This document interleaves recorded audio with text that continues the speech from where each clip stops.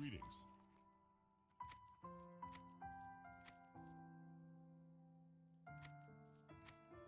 Light bless you.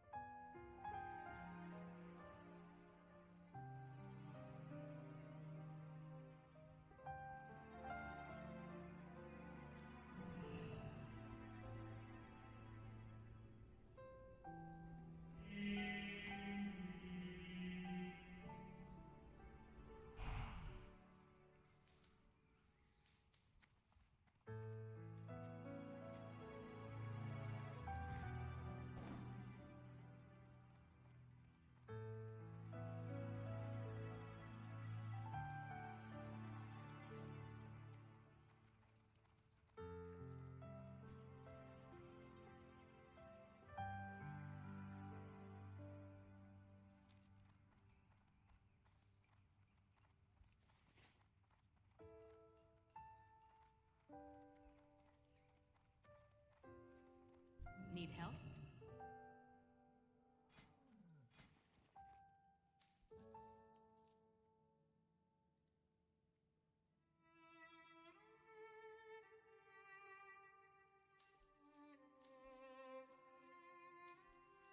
Light bless.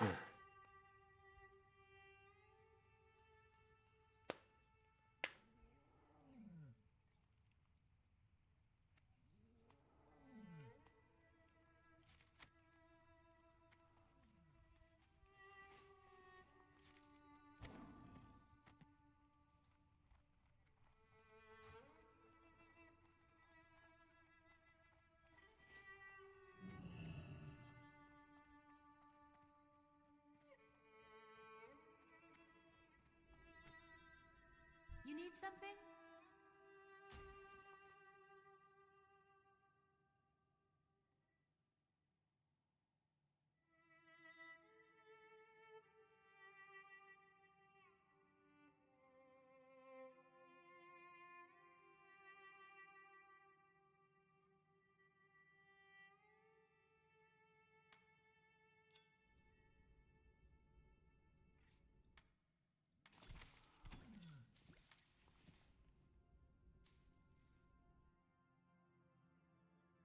Safe travels.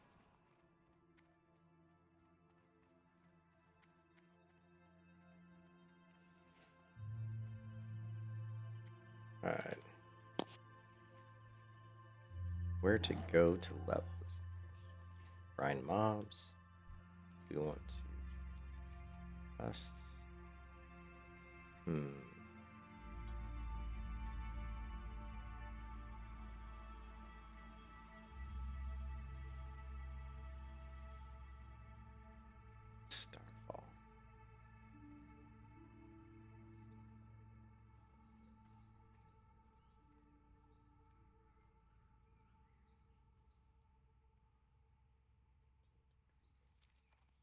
Might as well get that just out of my quest line.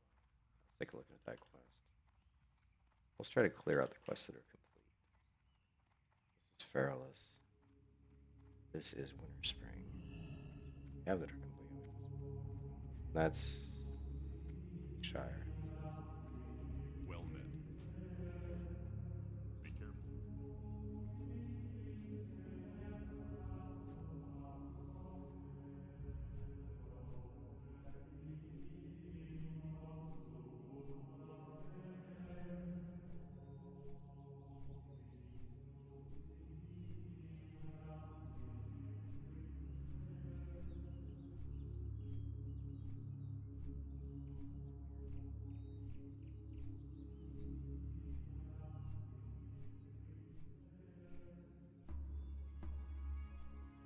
No, it's because it's brave.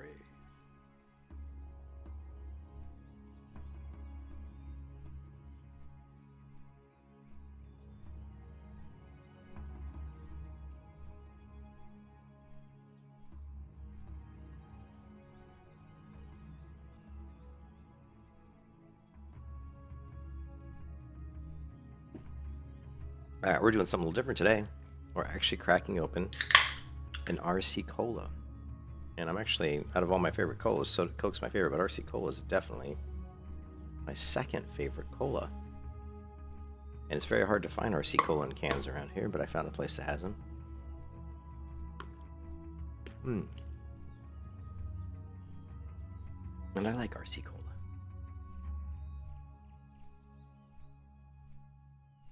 I think out of all the colas, to me, the flavor of cola is best covered by RC Cola. I don't know why. Just, to me, when I think of the taste of cola, it's RC Cola. Coca-Cola is good, but Coca-Cola has a sweeter flavor to it. At least the kind I drink, the Mexican Coke, has a more of a sweeter flavor to it. It's a little different. It doesn't have just like that old-fashioned like cola taste that I remember from when I was a kid. I'm such a cola addict. It's the one true vice I have left, is drinking cola of some kind. Alright, so we have a quest here to turn in. Don't know how much XP it's going to be.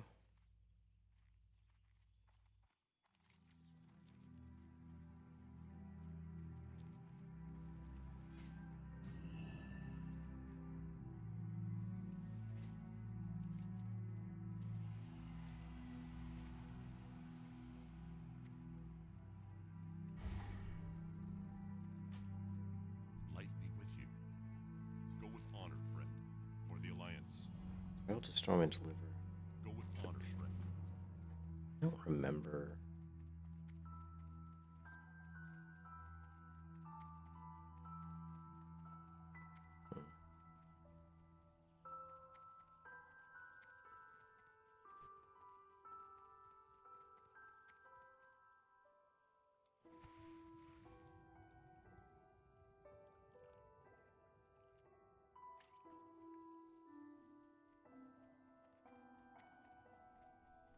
Hello.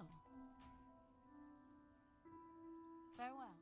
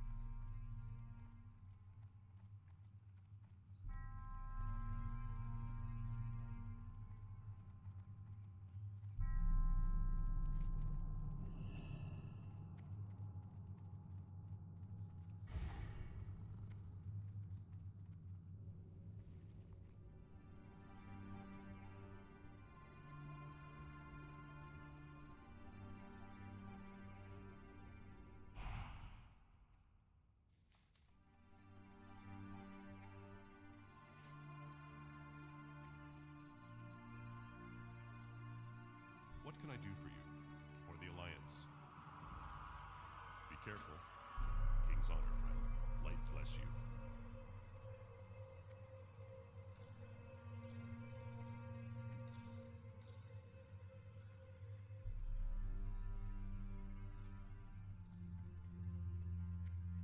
Need help?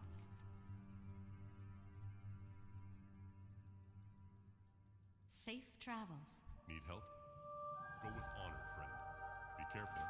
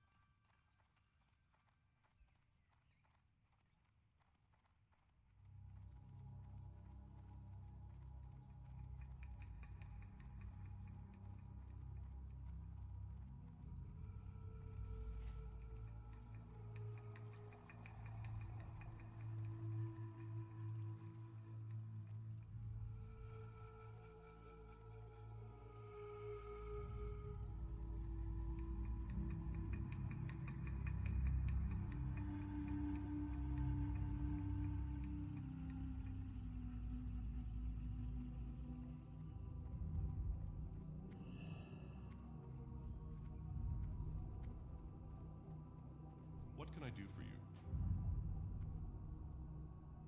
For the Alliance?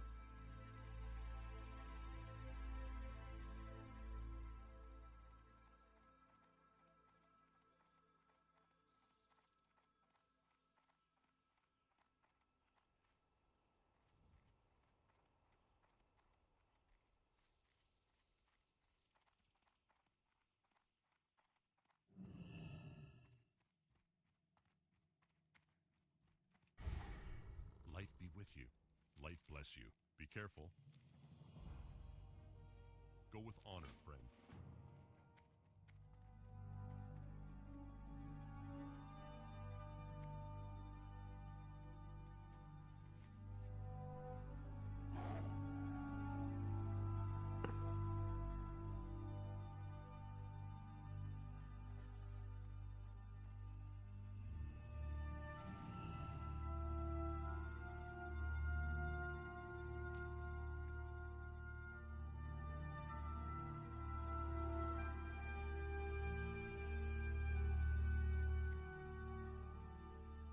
Hey. Have a good one. All right.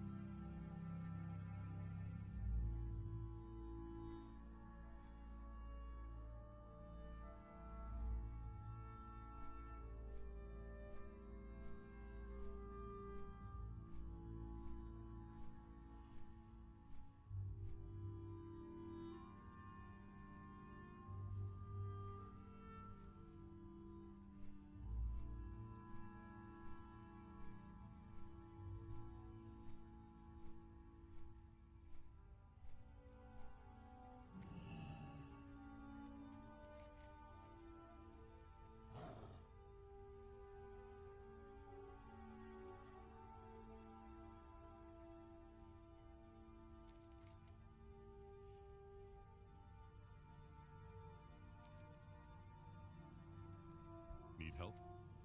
For the Alliance.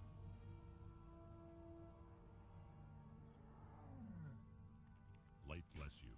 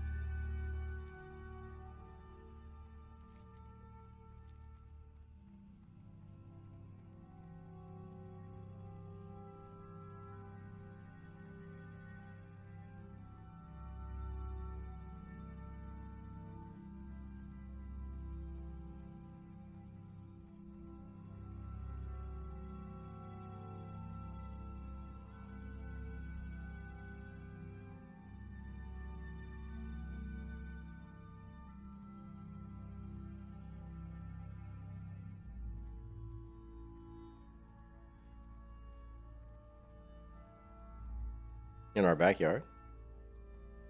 Shit, hold on. Okay.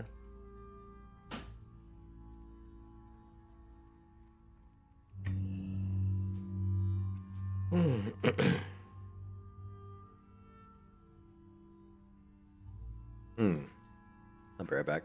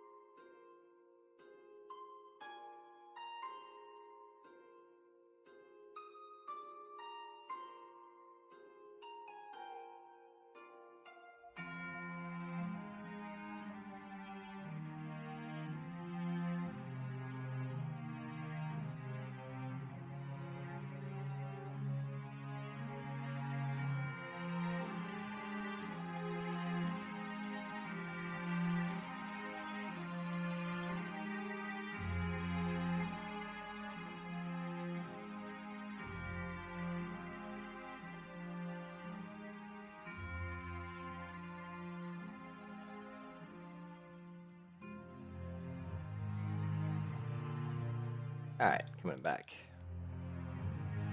Coming back.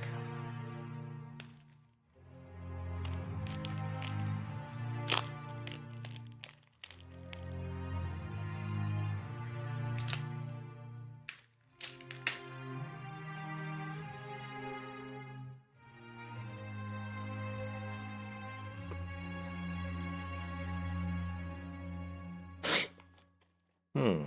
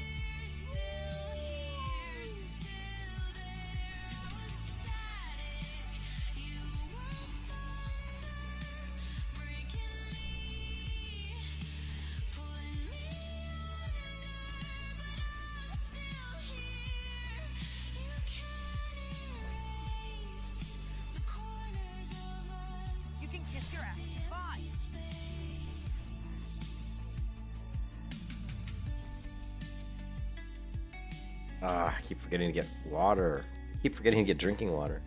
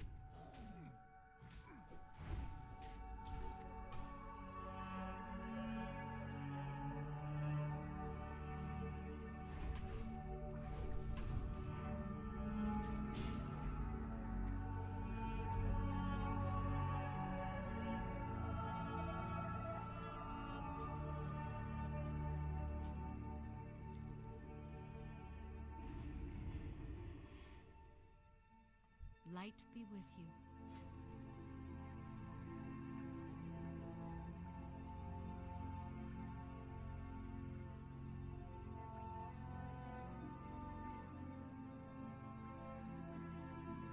Farewell.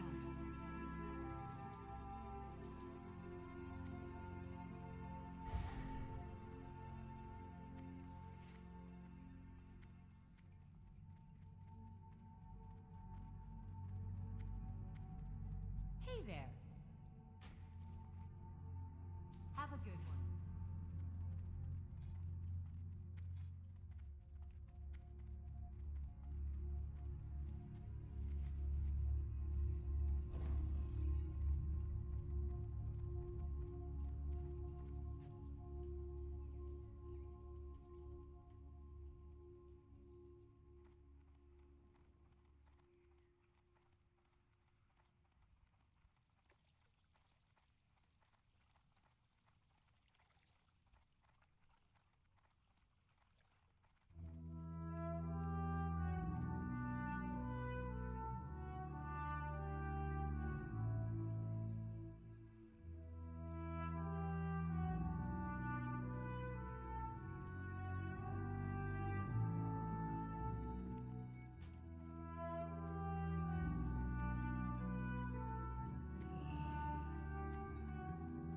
Greetings for the Alliance.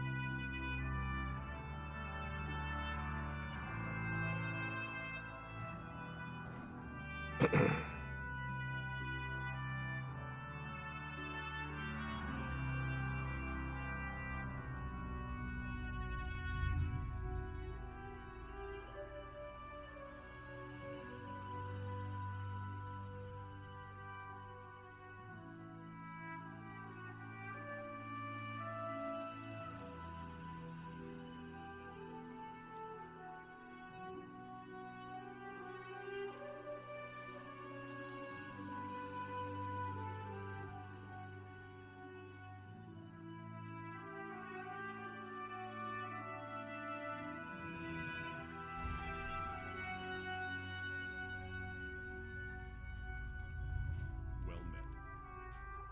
Be careful.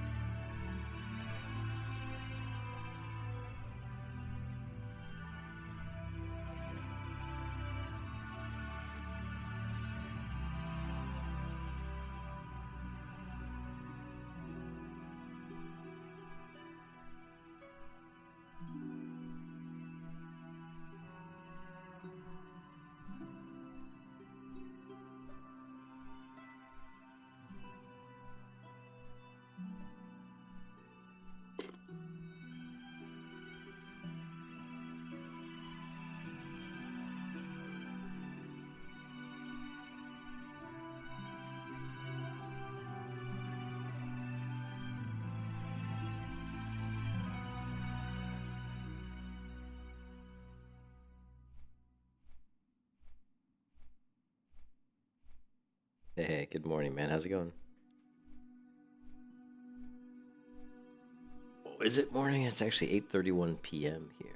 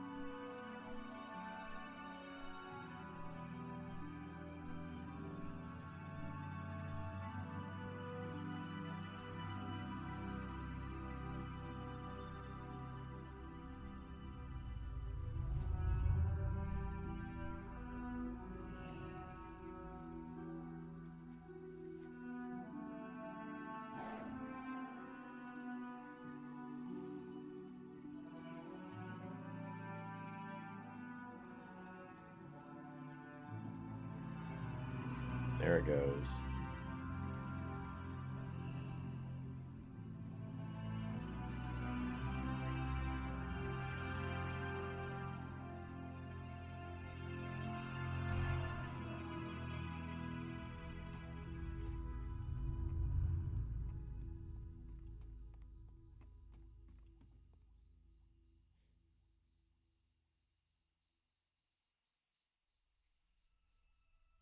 Mhm.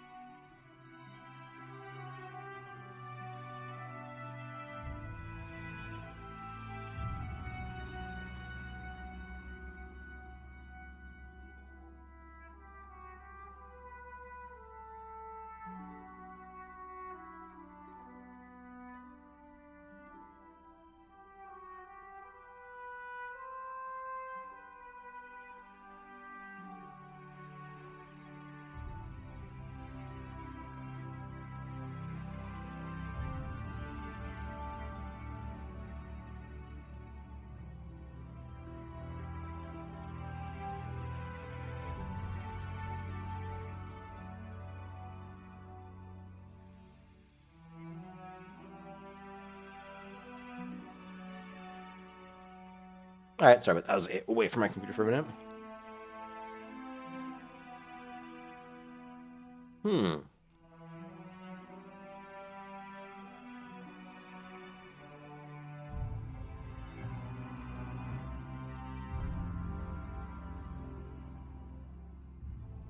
All right, the melee hunter. The melee hunter. I'm still trying to get to 60. Hmm.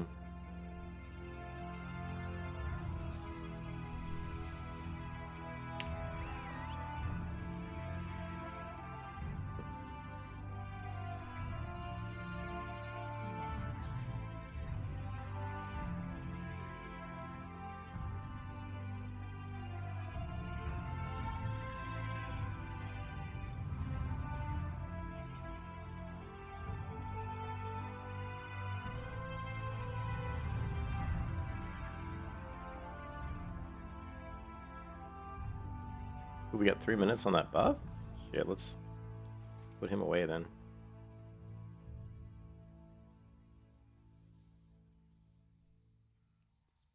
Away.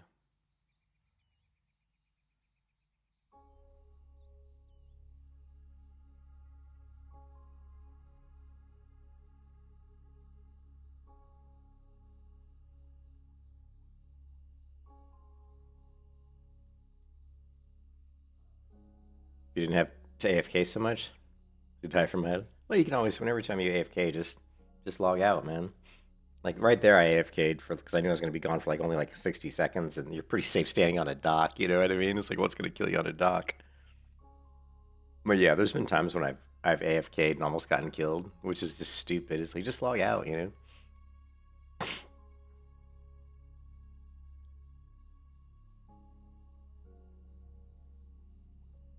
But yeah, I mean, I've played hardcore a long time. I don't really die very often on hardcore. It's like, in fact, last time I died in hardcore was probably like 3 or 4 years ago.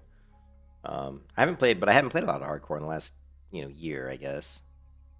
But yeah, I don't die very much in hardcore. I just know the game too well, I guess. But there's a lot of people that haven't played hardcore that before, or maybe they don't know the zones, they don't know where the dangers lie, and you see so many people die. We should watch some of the hardcore death clips. They're really fun to watch, actually. And we should do that when we have like downtime. Just go to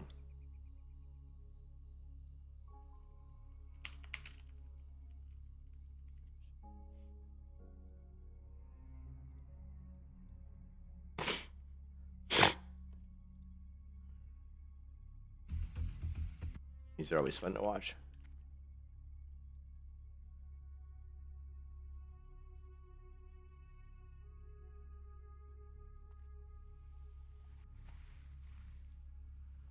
And there just isn't very many good MMOs. I mean, it sucks. Like I've bounced around so many times, and Elder Scrolls, Guild Wars 2, Final Fantasy, and it's just I always come back to Classic WoW because I generally have the most fun in Classic WoW. The other MMOs I play, they're fun for like I can play them for like a day or two, and then I just get bored. Like, bored, you know. Because most of them I've already played before. Like, I've already played Guild Wars 2. I've already played Final Fantasy. I've already played Elder Scrolls Online, and I just don't really enjoy them anymore, to be honest. As a brand new game, like if I played them from level 1, and I never like really Guild Wars 2 out of those three, I think is at least for me is the best of the bunch. Hey, what's up, Volstay? What's up, man? What's up with Bitcoin, man? Why is it killing us so much, man? I had to go to church this morning with my wife, and we, once again, ended up shopping, ended up being out a lot longer than I anticipated.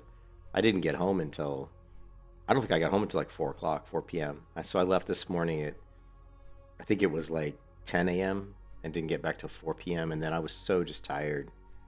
I just fell asleep for like, I don't know, like an hour or two. So that's why I haven't really been online much today. Until now. But I did get some sleep, so that's good, because I was really tired.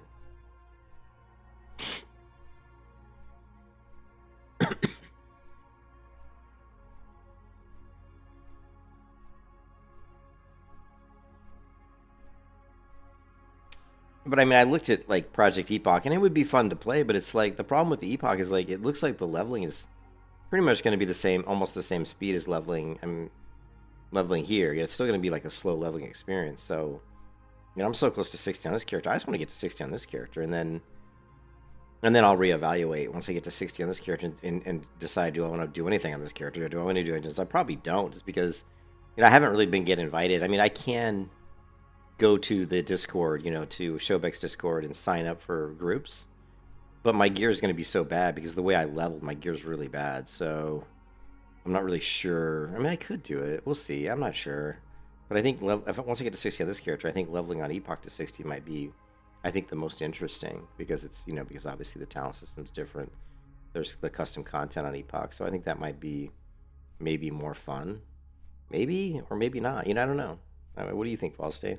You think it'd be more fun for me just to jump over and level up on Epoch? Or to stay here and just try to do level 60 dungeon content on hardcore, I miss, I had a lot of fun on Skull Rock when it first came out. Like when I was in the Guild Reload and we were doing dungeons like hardcore Dungeon 60, it was just an absolute blast. It was so much fun. People dying at level 60 in the guild, and I mean, I was in multiple 60 groups where people in my group died, like level 60s died, and just like crazy stuff.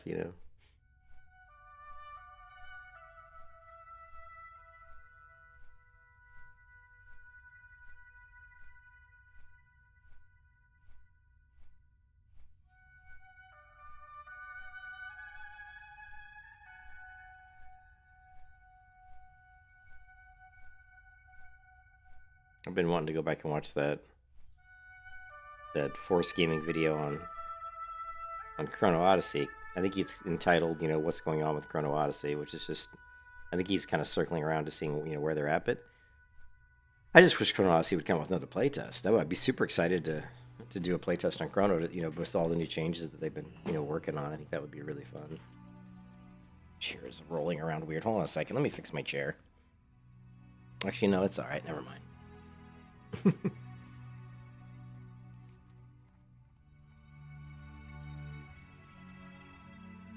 I need to finish these quests. I need to do Cleansing Fellwood too.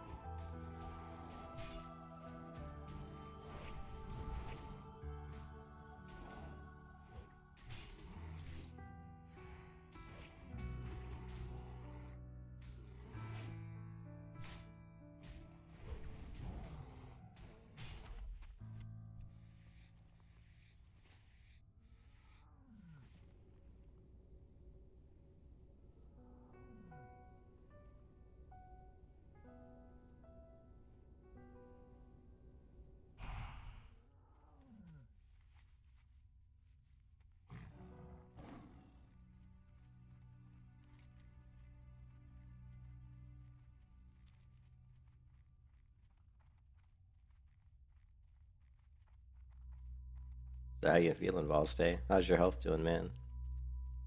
You haven't really talked about your health lately.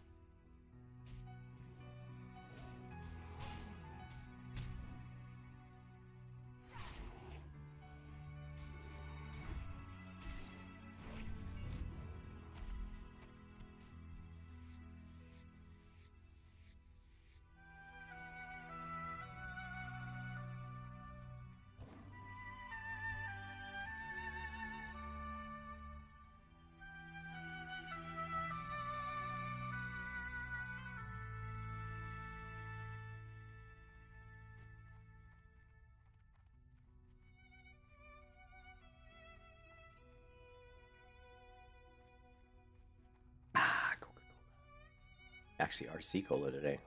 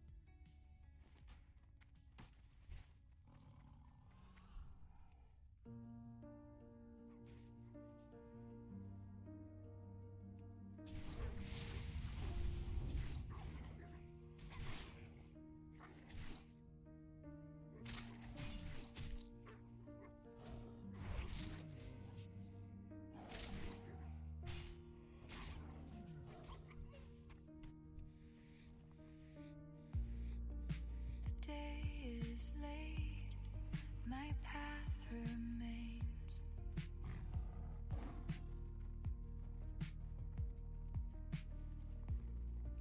I couldn't stay the same.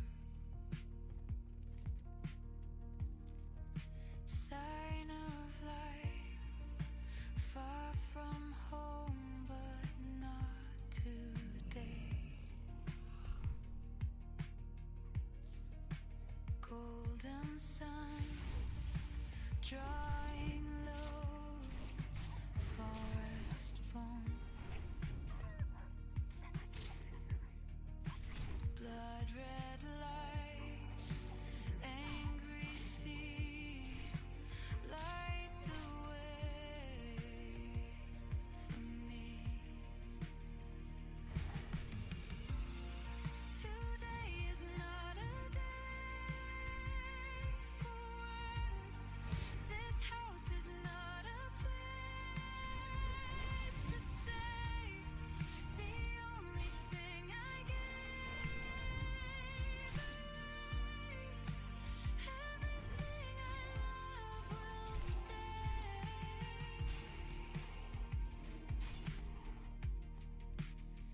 with me.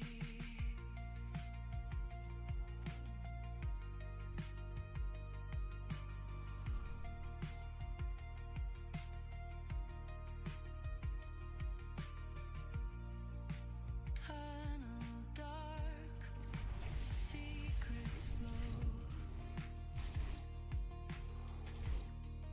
stepping through the stones.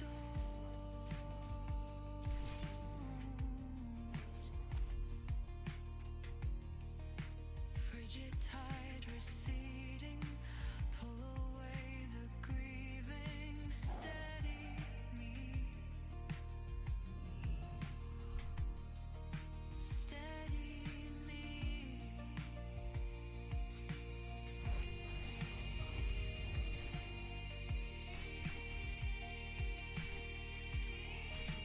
Arches rise, worn with time.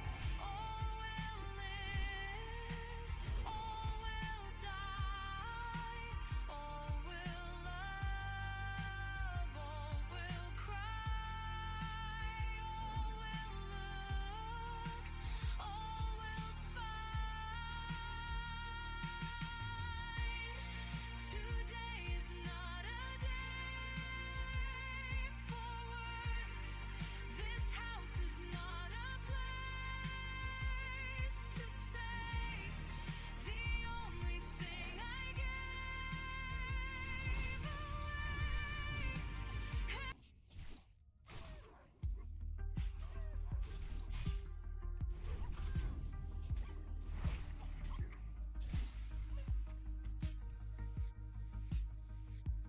City hums, it knows my secrets. I'm awake, tangled in regrets. Every scar I try to hide led me here, nowhere to run tonight. There's a spark I can't contain, rising slow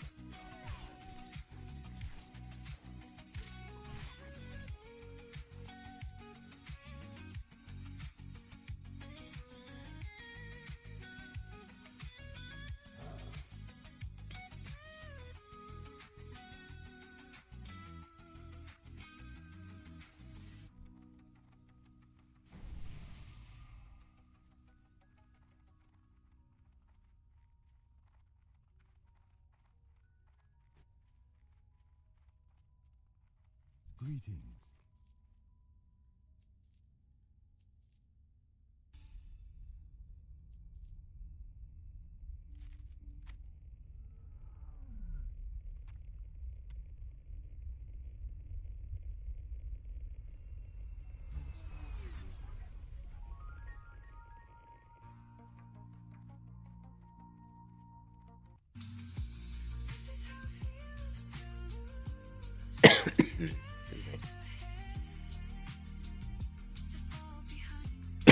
Excuse me. Excuse me.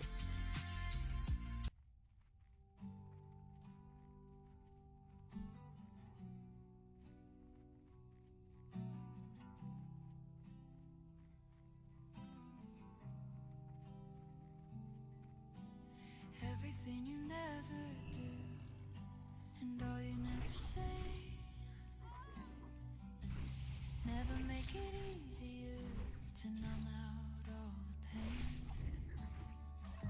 Not like anything was wrong, it never made it right. You're the one to come on strong, so why am I all alone? Here we go again, the same old thing. Smiling through a bleeding heart, I'll fake it till I break apart. What's it gonna take to look away? Man, some days I hate this town. You never fail to let me down. Better stay away before I break now. There's nothing more to say. I'm only days away from a meltdown. Now it's getting colder, driving in my car. Some things never feel the same, don't know where to start. It's not like this is new to me, I really shouldn't care. It's not like you were there for me, so why do I still want you here? Here we go again, the same old thing. Smiling through a bleeding heart, I'll fake it till I break apart.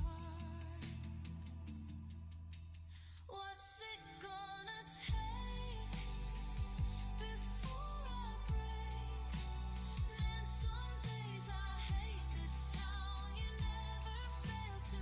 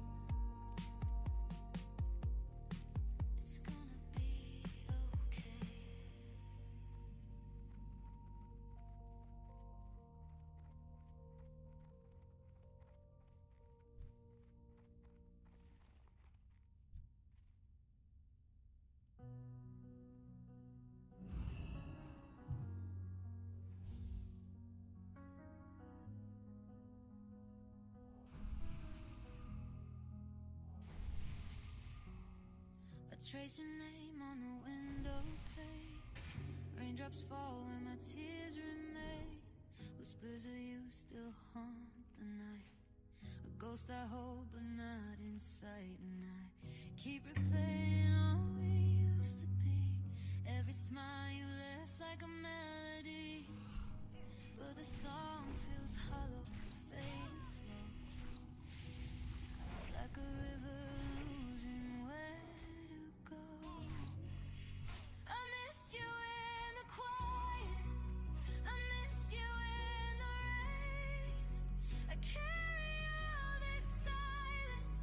I carry all this pain.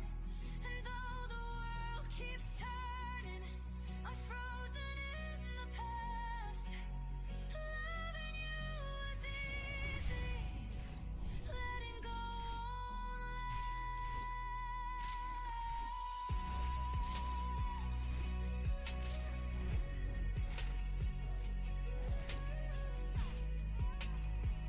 letting go won't last.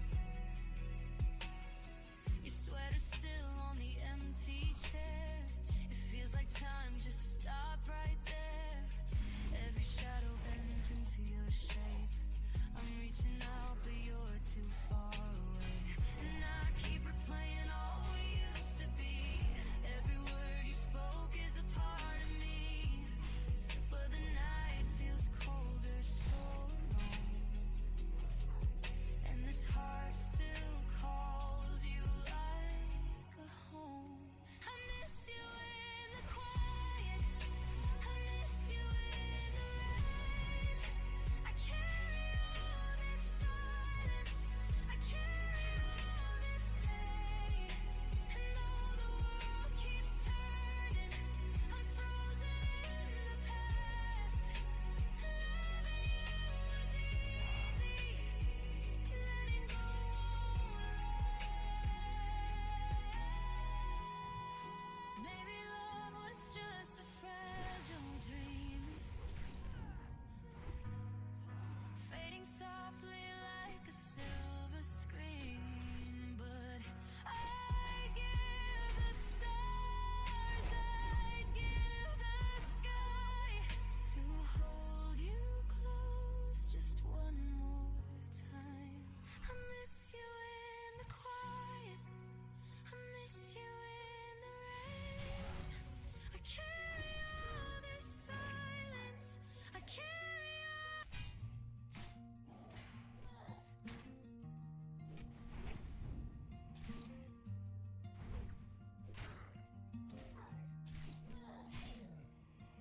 Another day gone, seems I just arrived.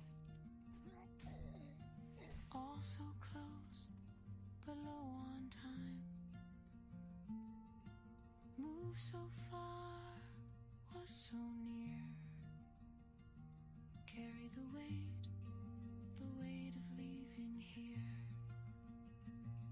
Always something on the hill. Always chasing around the bend. Always hoping time stands still. Always knowing the road will end.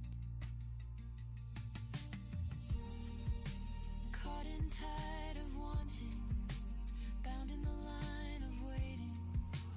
Been too blind to realize that everything I wanted was right here.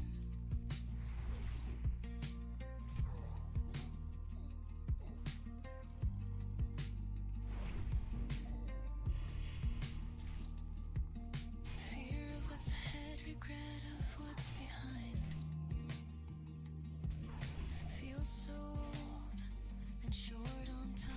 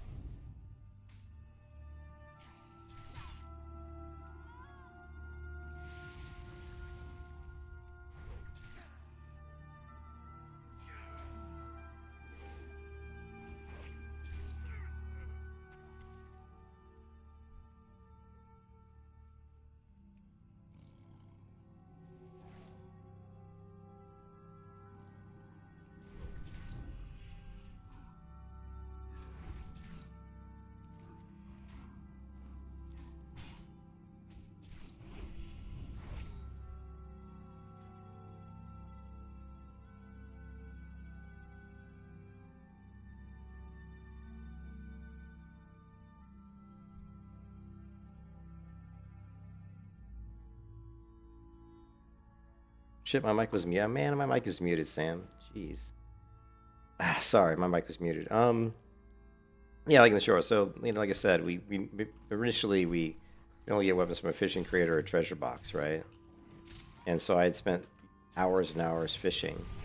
I fished up 72 mithril-bound boxes in Feralus, opened all those up, and the only weapon that dropped out of 72 mithril-bound boxes was a mace, which I can't use. So honestly, I just got fed up. I got fed up of all the time wasted fishing. So what I did was I lessened up on the restrictions a little bit. I said, okay, we can get weapons if they drop from a mob in the open world. But we still cannot get any weapons from like dungeons at all, or quest rewards, or vendors. So the only weapons I can get have to drop off a mob in the open world, or out of a treasure chest, or a fishing container, or some sort of lootable container. And that was the change. And I got Bone Chewer in Ungrow Crater, and like literally 2 days later I got Stone Raven. So I got 2 blue pole arms that dropped off of mobs in Ungrow Crater within a span of like 2 or 3 days, which was pretty amazing.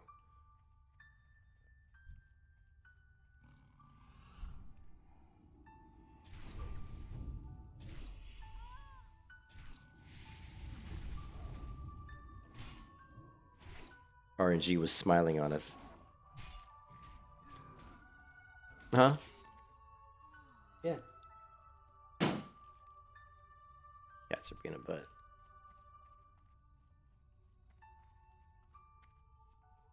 What do you mean you guess it makes sense? You try leveling all the way to 60, where the only weapons you get for a melee hunter come from a fishing chest or a crate. It's actually pretty tough. It's actually really tough, actually.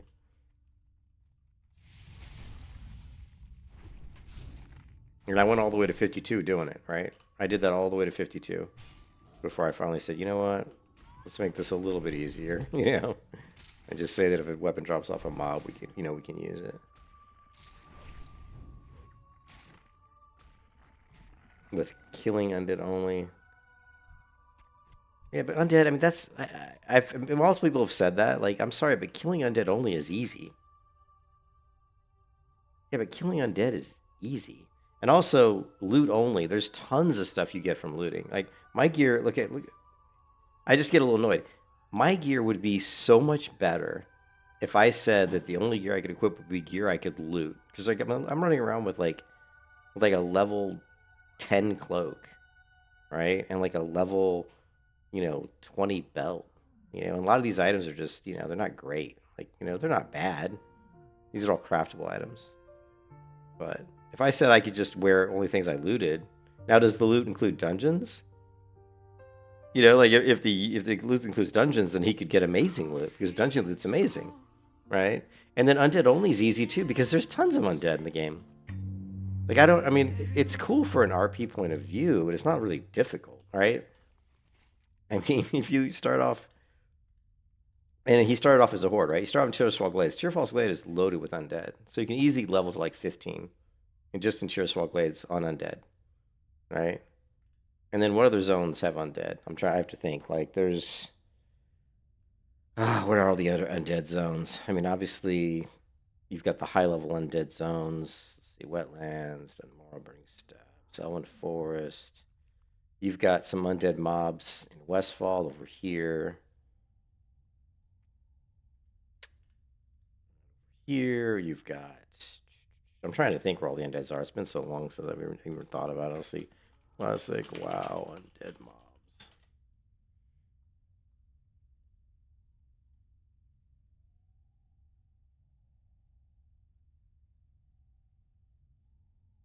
But there are a lot of undead mobs. I mean, the Stranglethorn Vale's got a ton. I'm trying to think of undead mobs between the levels of 20. Okay, I know another place.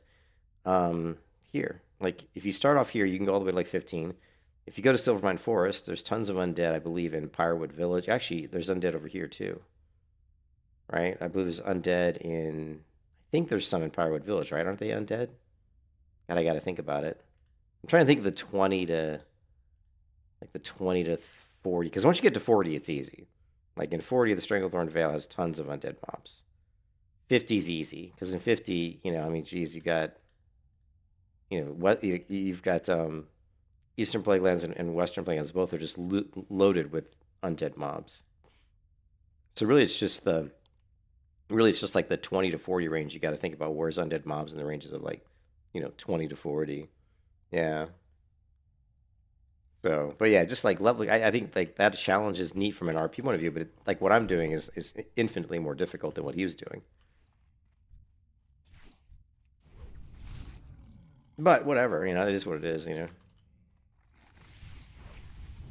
Yeah, Duskwood's got undeads, yeah. Of course, I forgot about Duskwood. Duskwood, of course, has undeads from... You can level in undeads from 20 to... Ooh, man, let's see, 20 to 34 in Duskwood, easy. And then from 34... All you gotta do is get to 34 to, like, maybe 44.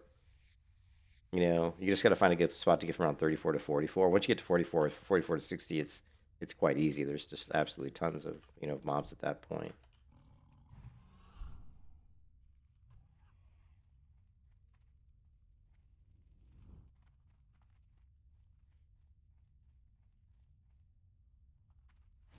Yeah, and I think it's cool. I mean, I think from an RP point of view, it's cool. I wish I would have thought of that.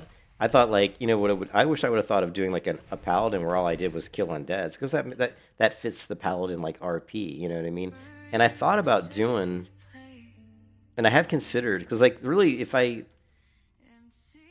when this character reaches level 60, I have a choice. Do I want to level a paladin to 60 in hardcore, or do I want to go over and play Project Epoch and do Project Epoch?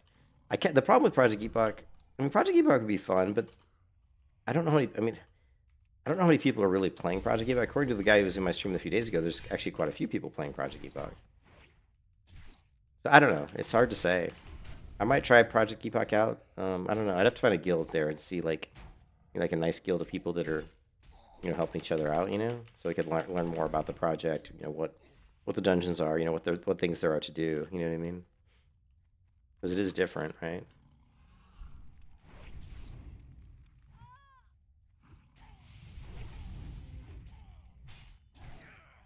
Yeah, you couldn't really do cooking. Why doesn't he just do alchemy? I mean, you can totally do alchemy. You don't need mobs for alchemy, right? I mean, you can level alchemy, you know. Yeah, Epoch has. Yeah, I talked to some people, and Epoch's got quite a few people that came from Turtle WoW. I thought that people would go there and then they would kind of leave it, but because I wasn't sure like if all the bugs had really gotten fixed in Project Epoch. I also wasn't sure how much content there really was, like how much custom content really did Epoch have. Because Turtle WoW has like had a ridiculous amount of custom content, and of course Turtle WoW has announced that they've created their own game studio. Turtle WoW has, which man, I mean, being a software developer myself, and spending my whole life writing code, and also understanding game development fairly well. Trying to take, one thing that tells me, like, is that Turtle WoW made a shit ton of money. Okay, they made a lot of money if they can afford to sit back and say we're just going to create our own game company. That means those guys made a lot of money in Turtle WoW, which of course I think we all knew they did. I mean, they had to. The cash shop was loaded with stuff, and people were buying stuff, so I'm sure they made a ridiculous amount of money.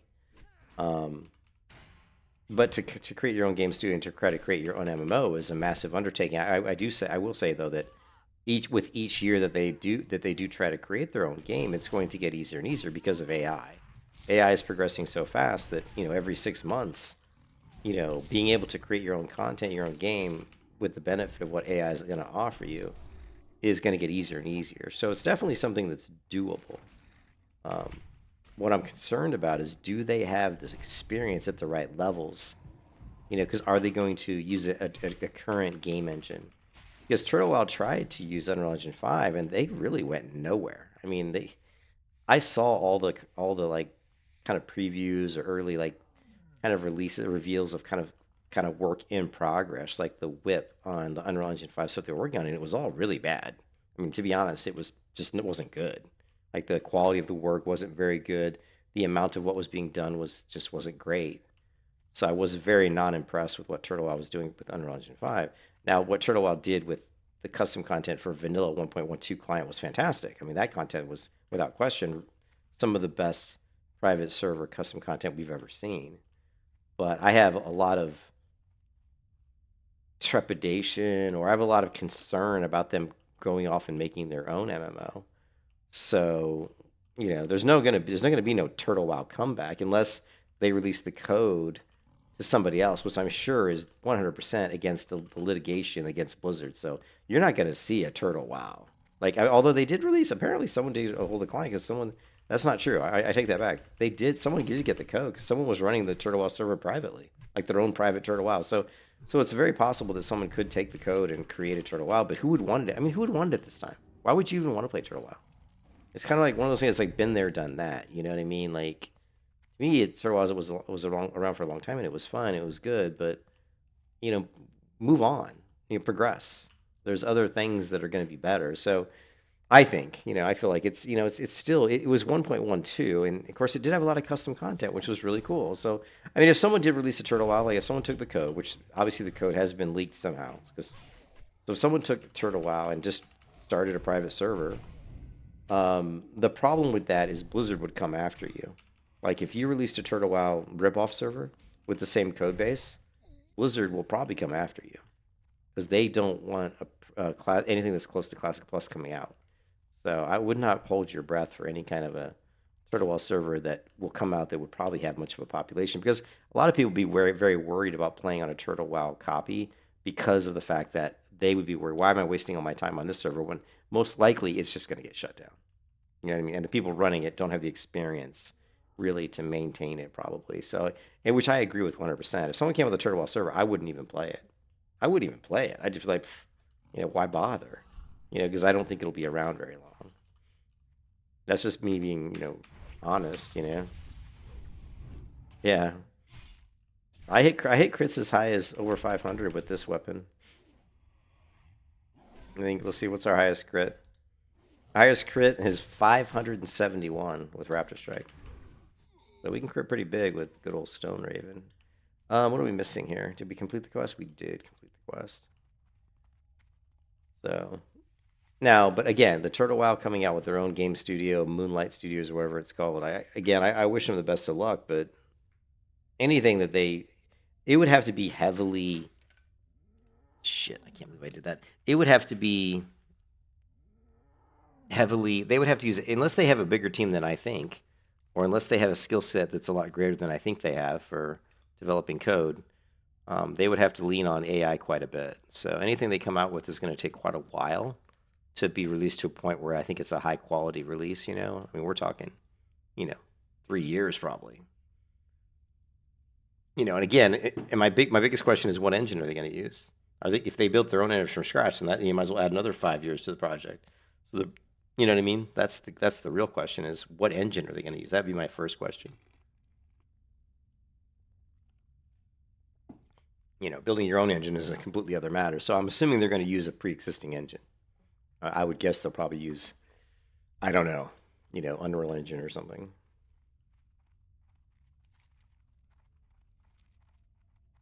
So it's interesting, though. It is very interesting. I don't really have...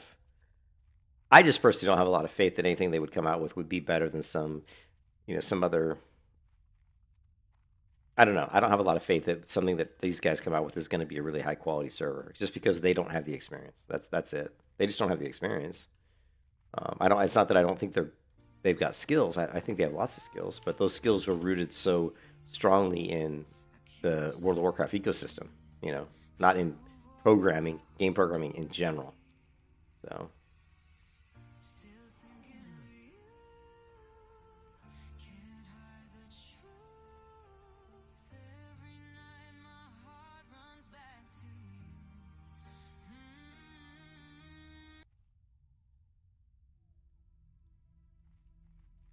And I think I was watching some video recently, and it was probably somebody talking about Turtle WoW coming out with their own game studio. And my thought process, and I think some other people would agree with me on this, is I think the next big MMOs, like the next really, really big MMOs that could be like could really garner a large player base and hold a large player base for a long time, I think will be an indie game, will be an indie developed MMO. I don't think we're going to see a AAA company come out with an MMO that's going to hold the audience for very long, just because they aren't focusing on creating something that's like a passion project. I mean, really, Ashes of Creation is as fucked up as Ashes of Creation was. Ashes of Creation was a really fun game, and there was a lot of really cool things in Ashes of Creation that most AAA games companies would not even have, because they wouldn't have gone to the effort to really work on those systems the way Ashes of Creation did. So it's really sad that Ashes of Creation didn't succeed. But I do think the next big MMO, like huge MMO, on the same level as like a Guild Wars 2 or World of Warcraft, is going to be coming from an indie studio. I don't think it's going to come from a AAA company.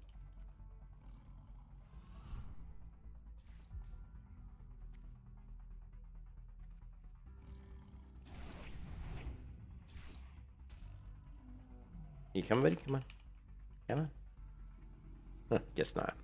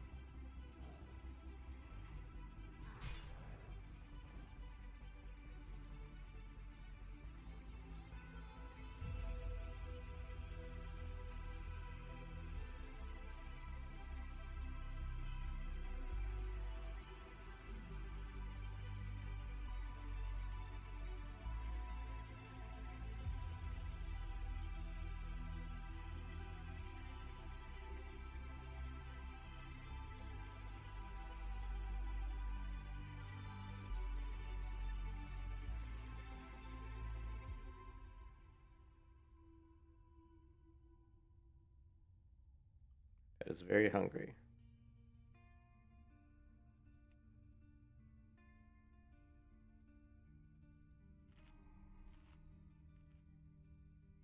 Kept in the dark.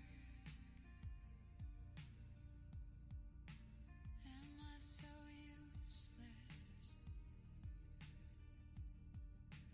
Mouth folded shut, and I'm feeling restless. All the seams erupt, tearing from the inside, jagged little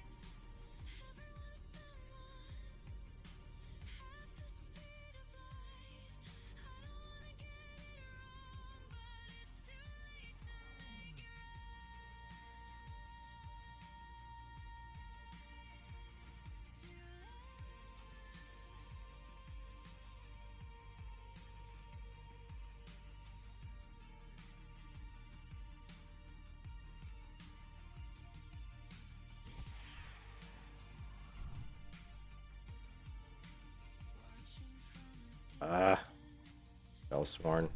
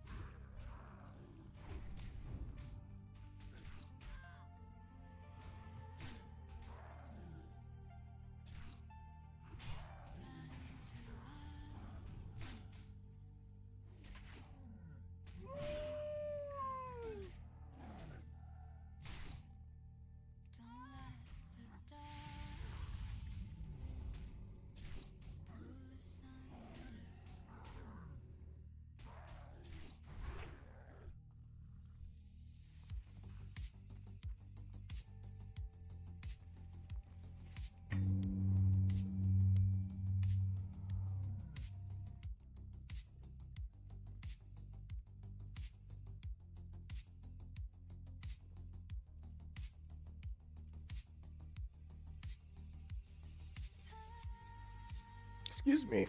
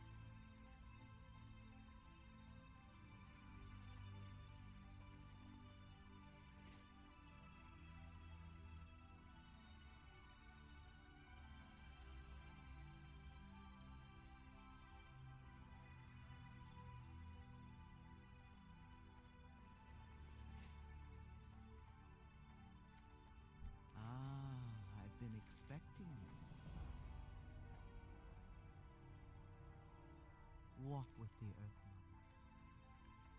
I am honored. Goddess watch over you. Asha Fela.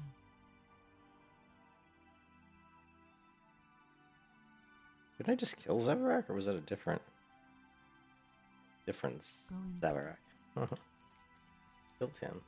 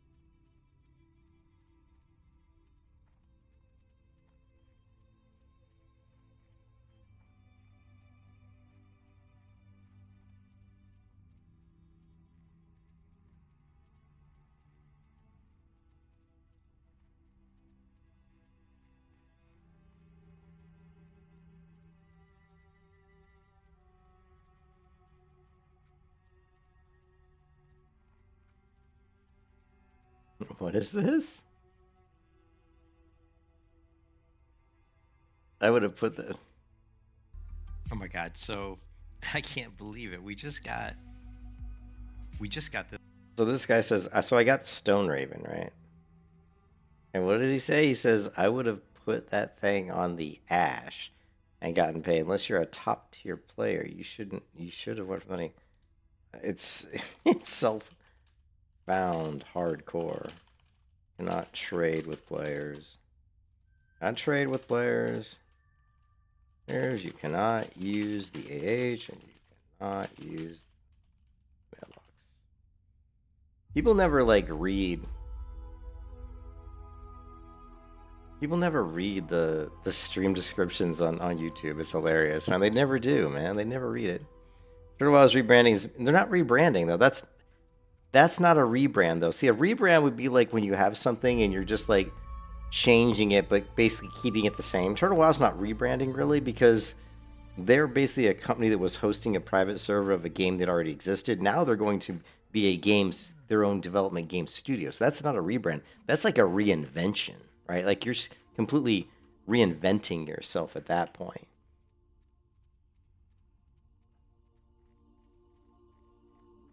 Yeah, they're going to try to make their... Yeah, I watched Garrett. I saw about this a couple days ago. And I talked about it on the stream earlier, Garrett. I have concerns about them being able to make their own MMO. And my biggest concerns is, they tried to do stuff with Unreal Engine 5 and they failed pretty miserably. The progress they made on Unreal Engine 5 was woeful at best. The content they showed as examples of where they are in Unreal Engine 5 was pretty awful. I could have done it. I, as a single person, could have come up with what they did in Unreal Engine 5. I mean, it was we added some lights and we added some particle effects for spells and stuff. It wasn't, there was we added some different grass textures into the regular 1.12 client using the Unreal Engine 5 wrapper. I mean, I could have done that, to be honest. So it wasn't impressive. So my concern is that they're really good. They were really good at adding content to the 1.12 client because they're used to the tools needed to develop content for 1.12 World of Warcraft, which already existed. Now you're saying you're going to create your own game studio and make your own game from scratch. That's a whole other ballywag, man. Now you've moved into a completely different realm. So unless they plan on using an existing game engine, which they've tried to use in Unreal Engine 5 before and showed that they really didn't have the skill for it, at least from what we saw, right? So that's my concern, is we haven't seen any real skill from them as far as using stuff that wasn't tools for 1.12. So that's my concern. So it's great they're trying to create their own stuff. But also, my other thing that it shows that they say they're going to make their own studio, that shows you how much money they made on Turtle WoW. Because if they're sitting there saying we can sit back for 5 years working on our own game, well, that means they got a shit ton of money. They don't have to work real jobs, right? Or are they going to work like real jobs while they're working on this? Because that's going to slow things down. So I think they just made bank. I mean, they made a shit ton of money. Turtle WoW was around for a long time, and it was very popular for about the past 3 or 4 years. Maybe not 3 or 4 years, maybe 3 years. I don't know, but for a while, it's been pretty popular. So they were making a ton of money off Turtle WoW. So I'm just concerned that they don't really have the expertise. But again, I'm not saying anything bad against the people behind Turtle WoW at all. I mean, I would love to make my own video game too, and it's something I've dreamed of doing for years. And it's actually something on my retirement that I plan on working on as my own MMO. But by the time I retire, 10 years from now, AI is going to be so good that it'll probably be quite a bit easier for a single developer. Someone like me who already is a programmer. I'm already a programmer, so I know how to write code, right? And I'm also familiar with a lot of the other tools that are used for making video games. So in 10 years, it's going to be probably quite a bit easier because AI is going to progress so much that, So we'll see. I mean, we'll see. I wish them the best of luck, but I do have a lot of reservations that maybe it's going to be a lot more difficult than they think it is. I don't know. We'll wait and see. I wouldn't hold my breath to see anything from them anytime soon, though. I can tell you that.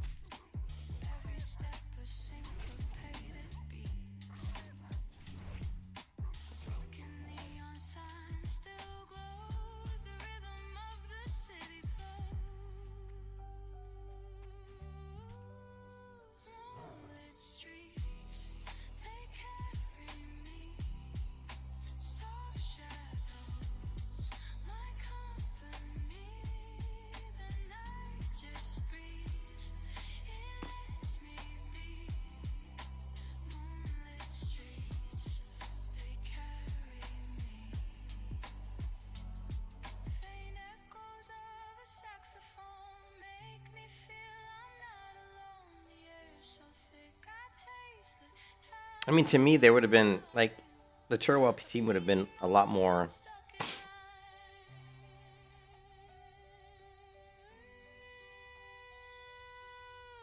I mean, if they wanted to make another project that was successful that could make them money, they would have been better off just making another Turtle WoW, to be honest.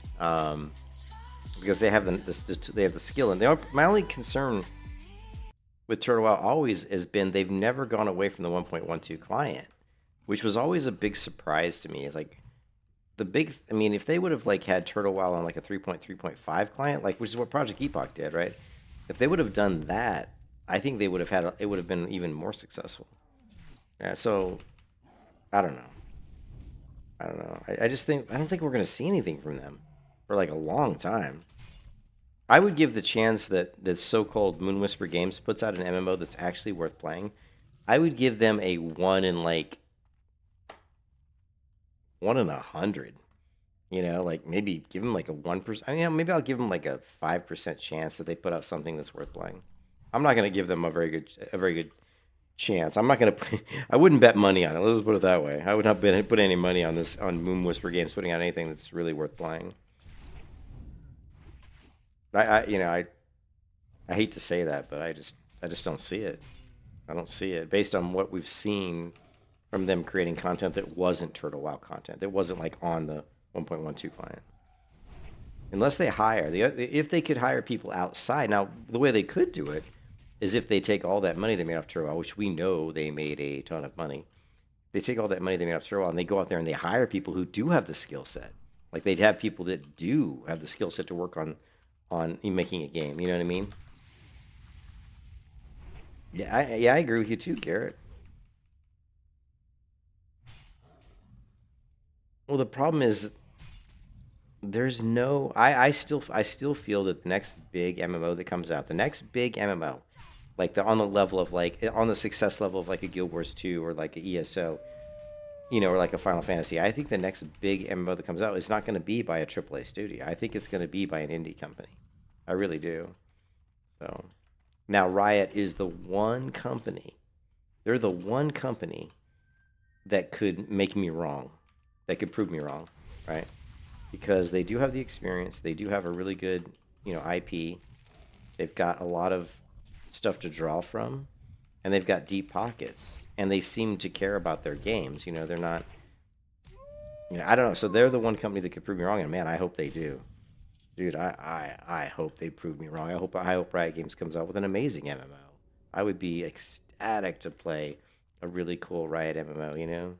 I don't think I'd be super happy about the art style because I think it's going to be another World of Warcraft cartoony art style, which I'm kind of not into anymore. I was. It's not going to be a game breaker for me, but yeah, I'm in the realm of like Volstay. Me and Volstay both want a grim dark MMO. We want an MMO that's gritty, that's dark, that's scary. That has this kind of world that's dangerous. Where the creatures are evil and out to kill you. We're sick of these like cartoony, like Dora the fucking Explorer MMOs. Like Mickey Mouse shit. Give us something that's dangerous and dark and dirty. You know what I mean? That's what I want to see.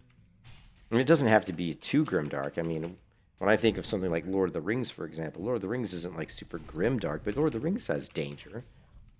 I mean, there were creatures in Lord of the Rings that are very, very dangerous, the Balrog and different things, But I disagree with that. I mean, I disagree that it doesn't appeal to as many people as the cartoony, like comic book. I don't even know how to call it. Like cartoony.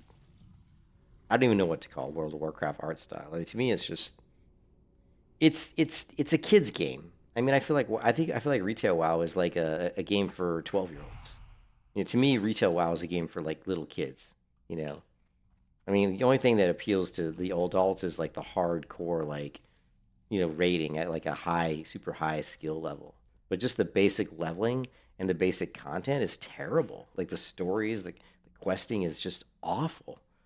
And most of the MMOs that come out in the past like 10 years are pretty much have fallen suit with really poor stories, really like no challenge questing, like super like easy, like a brain dead questing that anybody could do, right? And when you say it doesn't appeal to most audiences, I definitely would disagree with that. I think there's lots of an audience. I think there's a huge audience for like a grimdark MMO, for like like Diablo. Diablo, I would consider grimdark. Are you telling me there's not a big audience for Diablo? How many people play Diablo, right?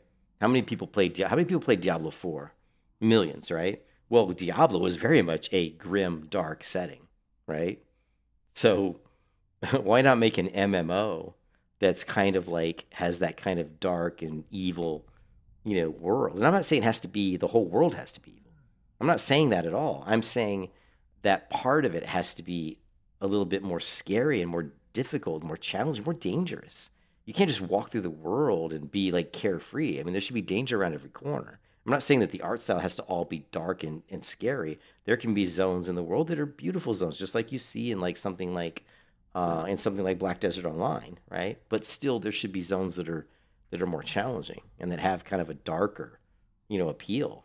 WoW is just too cartoony. And retail WoW is just I hate it. It's terrible.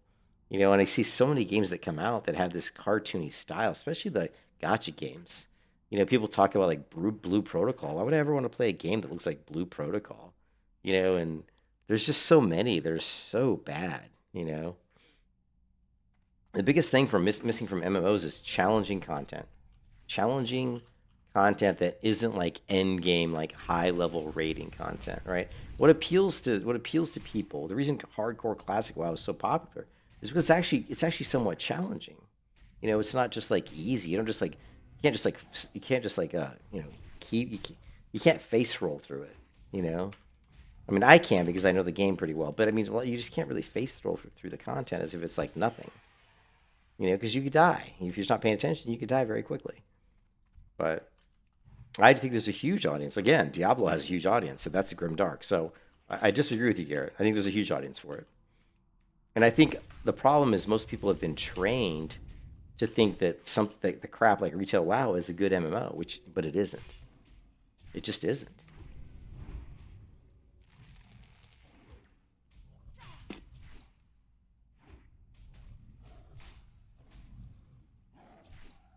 It's like if you put 100 people in a room, right? If you took people that loved like metal music, and you took people that loved country music, and you took people that loved Beethoven, and you took people that loved all these different types of music, and you said, hey, listen, like if I took a Beethoven and someone all they listened to was Beethoven, and I played like Rat for them or like maybe Eminem, like their immediate reaction was, I don't like this music, right? But if you put them in a room and you said that this is the only thing you can listen to for the next 6 months, right? Is like Eminem and Rat and Metallica. I guarantee you, after 6 months, they're probably going to like some of those things. It's not necessarily that doesn't necessarily mean that those things are the best thing for them. It's just that their mind has been conditioned to try to to get used to something that probably initially they don't really like. The same thing with MMOs. You keep putting all this crappy shit in front of people. Well, if that's all they have to play, right? Eventually they might convince themselves that this is okay. But then if you put a really good MMO in front of them and let them play that, they might be like, wait a minute, what was I doing playing all these shitty MMOs? It's the same thing. It's the same thing. The problem is there's so much crap out there that people are just settling for what's out there because they don't have like a better option.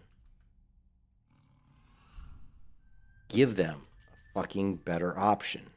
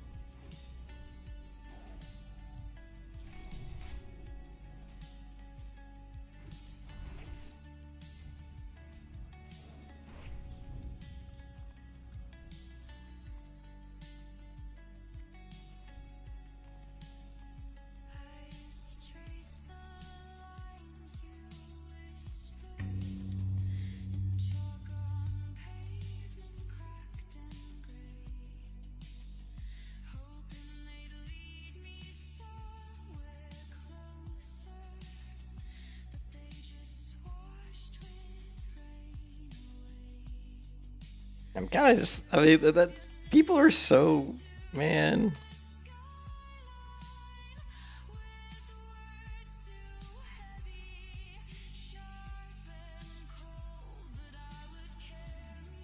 So Diablo 4 maintains an estimated 3.2 million monthly active players. So Garrett, you must feel pretty stupid saying that nobody likes grimdark games when Diablo holds an active player base of 3.2 million players, and Diablo 4 is not an MMO. If Diablo 4 was an MMO, it would have more than 3.2 million players. It would probably have double that. Double that. So I mean, I just hate it when people come into my stream, or people in general, and I'm not trying to make fun of you, Garrett, but you have to understand the landscape, man. You have to understand the landscape. You have to do your research. You have to understand what the audiences are. You have to understand what works and what doesn't. Most MMO companies, I don't think, do. And then you have the general player audience who's like you, who's like, oh, people don't want this. People don't want that. Well, they obviously do. Because we have a game like Diablo 4 that has millions of people playing it, right? You have games like Ark Survival, right? Which is a huge game, a very popular game. You have games like, oh man, if I go to Steam, I can pull. There's so many games out there that have niche player bases. You have to cross over these player bases and come up with a game that can touch upon the elements of each of those and draw those people in. It's not rocket science. Oh my God, I get so angry with game companies, because it's not difficult to understand what people like. It is not hard to understand. It's all out there. Jesus, go to Steam. Look at the numbers. Look at what games are successful. Why are they successful? Hell, go into the game. Play the game. Ask the players, why do you like this game? Spend some time. Do the research. Next thing you know, you've got this huge list of all these games that are popular for all these reasons. And then you figure out, what do I want to make that encompasses some of that stuff? You know what I mean? Yeah, Diablo is a hugely successful game. But what I'm saying is there's millions of people that play Diablo 4. You know? So when you say that people don't want a grim dark type of MMO, that's so incorrect. That is just so incorrect. You're so off base. Yeah, people calling it a failure. It's not a failure. It's a massive success. Diablo 4 has been a massive success for Blizzard. And it continues to be a massive success for Blizzard.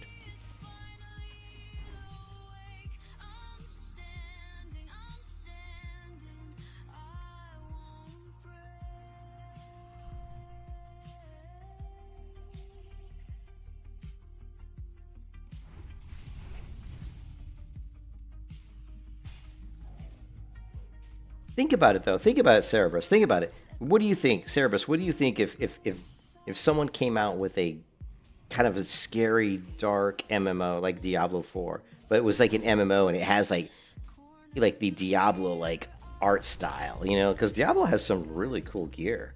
Like, look at the Diablo Diablo 4 weapon sets, right? Diablo 4 gear sets.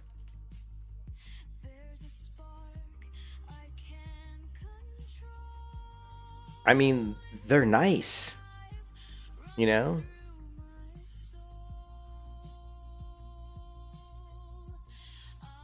I mean, they look good, you know?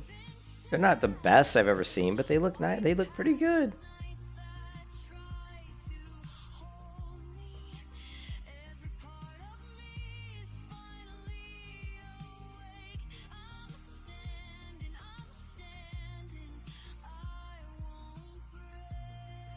I mean, this is a pretty good art style. You know, it's not cartoony.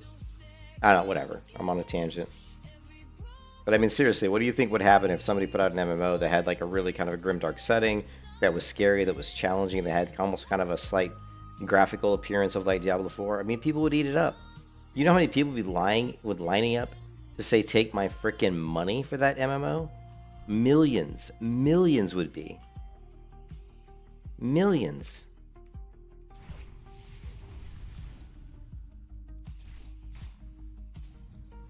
To me, any MMO that gets more than 1 million players is pretty much a success. If you get like if you can hold 1 million players in your game, to me that's, you know, that's because your game's going to be a monthly sub, right? So if you can hold 1 million players, that's $15 million a month you're making, right? 15 million a month. And we saw a game like Ashes of Creation. They said their monthly like bills were like around, I think 3.5 million a month. So, I mean, you're making 15 million a month, and let's say you have to pay all your developers and all your teams and all your stuff, and maybe you're spending like 5 million on that. You're still pulling in 10 million a month, you know, which is a pretty good revenue. And the biggest thing here too is there may be an audience that doesn't really think that they even want to play something like that, but if it's a good MMO, they will play it. If the game has good mechanics and is fun, has great progression, and has an interesting world, they may not favor a grimdark setting, but if the game's good, they're going to play it anyway. There's tons of people that play classic World of Warcraft, and I'm one of them, who don't like the art style. I don't like the art style in classic WoW. I think it's cartoony. You know, I don't hate it, but it's not my preferred art style.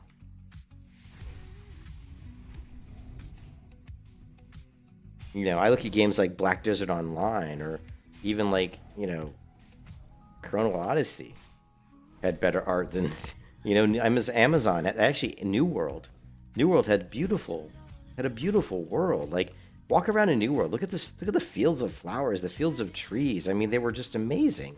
Look at like when you're mining ore in New World in the canyons, and your pickaxe hits the ore, and the sound just reverberates off this the canyons and just echoes. It's so cool, man. It's like, whoa, man, this is awesome. Chopping down trees, and you can literally like chop down an entire forest before it all grows back. It's so awesome. Yeah, New World was such a better looking game than WoW. Ash Race is cool and all, but in my opinion, anyway.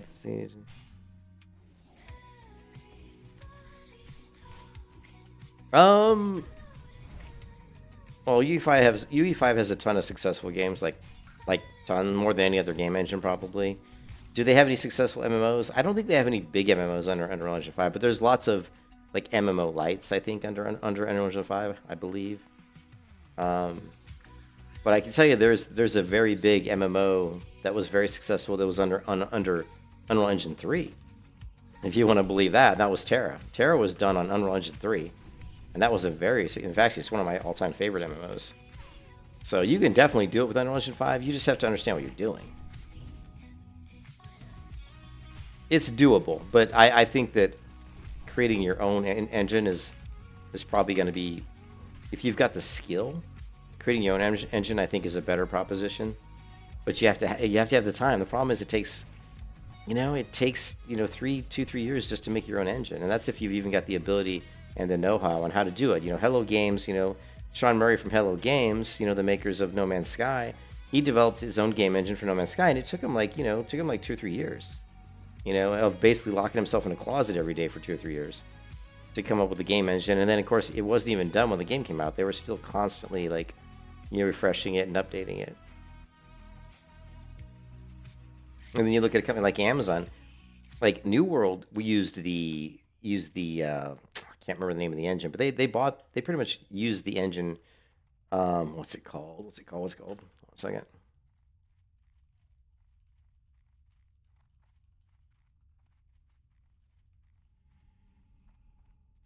It was the Lumberyard engine.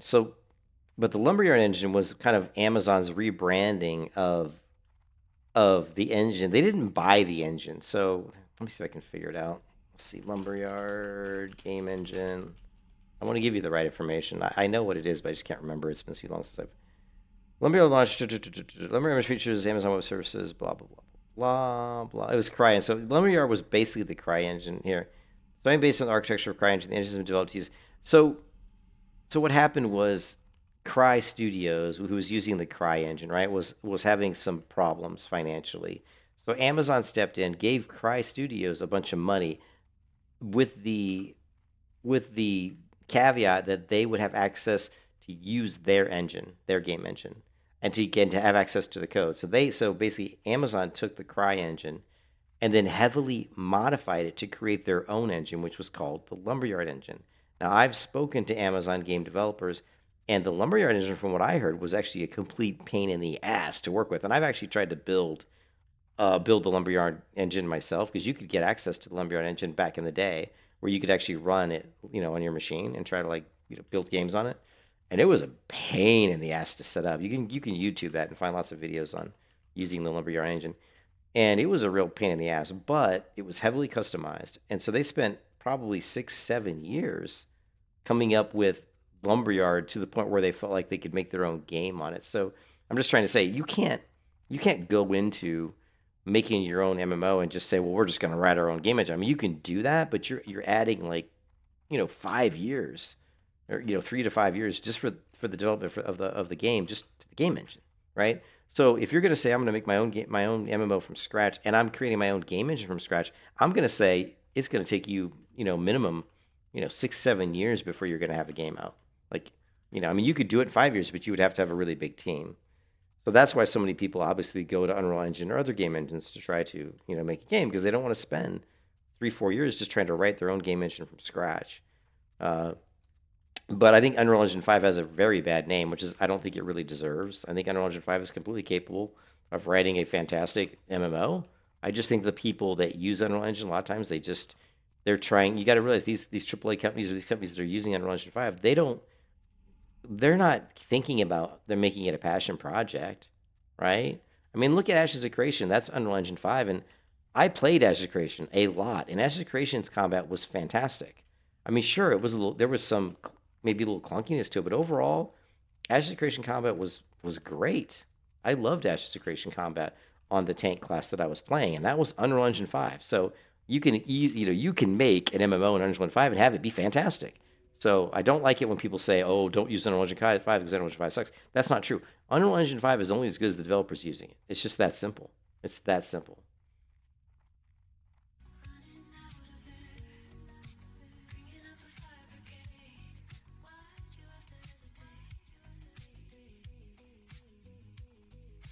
No, I never found Terra's engine to be clunky. Like, the only problem with Terra's engine, you gotta remember, Unreal Engine 3 was old. Like, even at the time, it was pretty old. It was actually amazing to make a combat system run as good as Terra does on Unreal Engine 3. You know what I mean?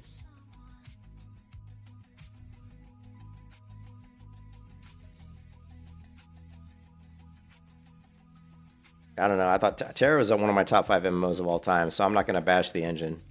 I thought Terra was, without a doubt, one of the best 5 MMOs I've ever played. So I'm not going to bash the engine. I thought the game was great. Thought it was fantastic. The dungeons were great. The combat was great. The PvP was some of the most fun PvP I've ever played. I will say, though, it wasn't great. I mean, Unreal Engine 3 is not a great engine for making an MMO, no doubt about that. But the game was great. Clunky? You found... Terra is my favorite MMO combat of all time. Like, if you ask me what's my favorite combat for an MMO, it's Terra. It's Terra. It's not clunky at all. I think you think it's clunky because it's slow. So it's not... But that's not the game engine. That's the way it's coded. It's coded to be that way. Right? I mean, it's coded to be that way. Right? So you just don't like the way they made the combat work. That has nothing to do with the engine. The engine didn't make the combat feel clunky. They coded it that way, right?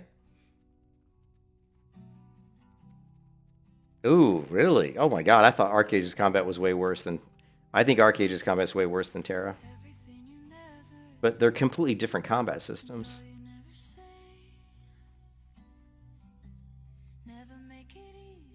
Yeah, but I think you're just not liking the way they did their combat. It doesn't have anything to do with the engine. That's just the way they developed it. They made their combat be more deliberate, you know?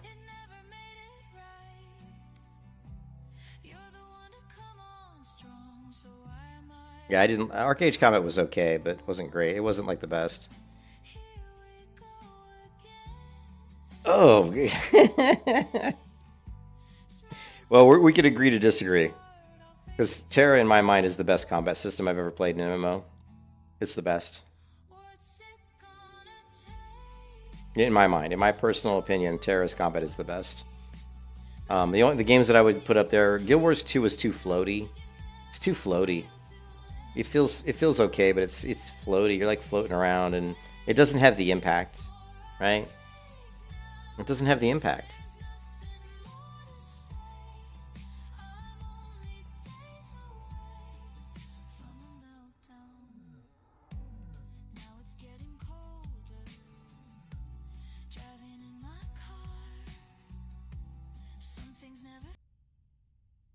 last few years there have been some advancements.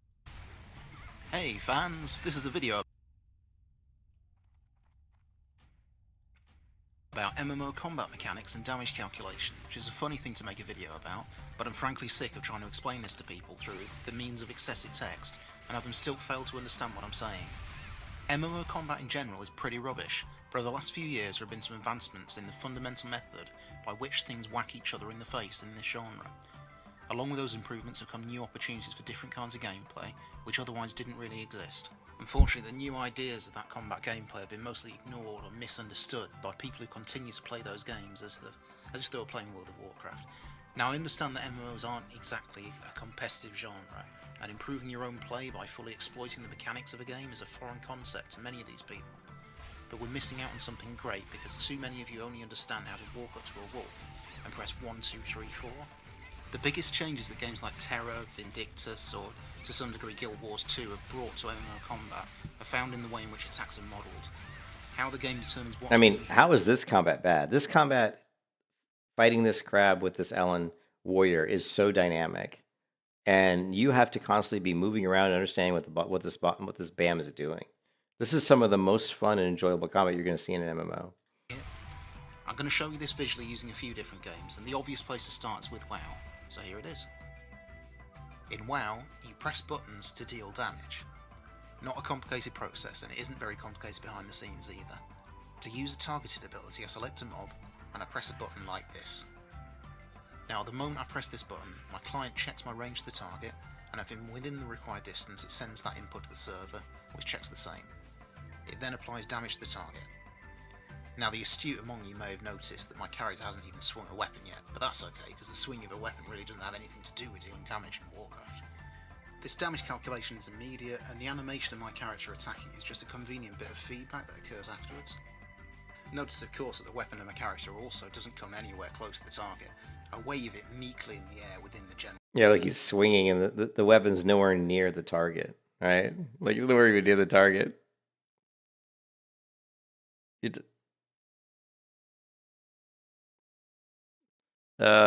Okay, well, I don't think. Okay, I mean, honestly, Cerberus, I don't even know what you're talking about at this point. You're talking about the style animation canceling.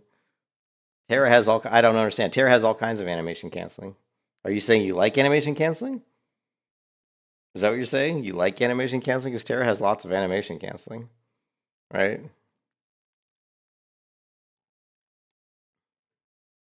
And Guild Wars 2 has some as well. Guild Wars 2 is a hybrid. Guild Wars 2 is a hybrid combat system. Guild Wars 2 has some lock-on abilities, but Guild Wars 2 also has the ability that if you swing at a mob and it's not close enough, you're not going to hit it, which is a good thing, right? WoW doesn't really have that. And WoW, if you use a skill, it always lands. The only way it's going to miss is if it just misses because you're lower level. But if, you know what I mean? But if you cast like a Frostbolt, I mean, it might miss, but it's never going to miss because you didn't aim it. You know what I mean? Terra is the most responsive combat system. Terra is one of the most responsive combat systems there is. If you don't see that, I'm not sure what you're looking at, right? Like, I don't even know what you're looking at.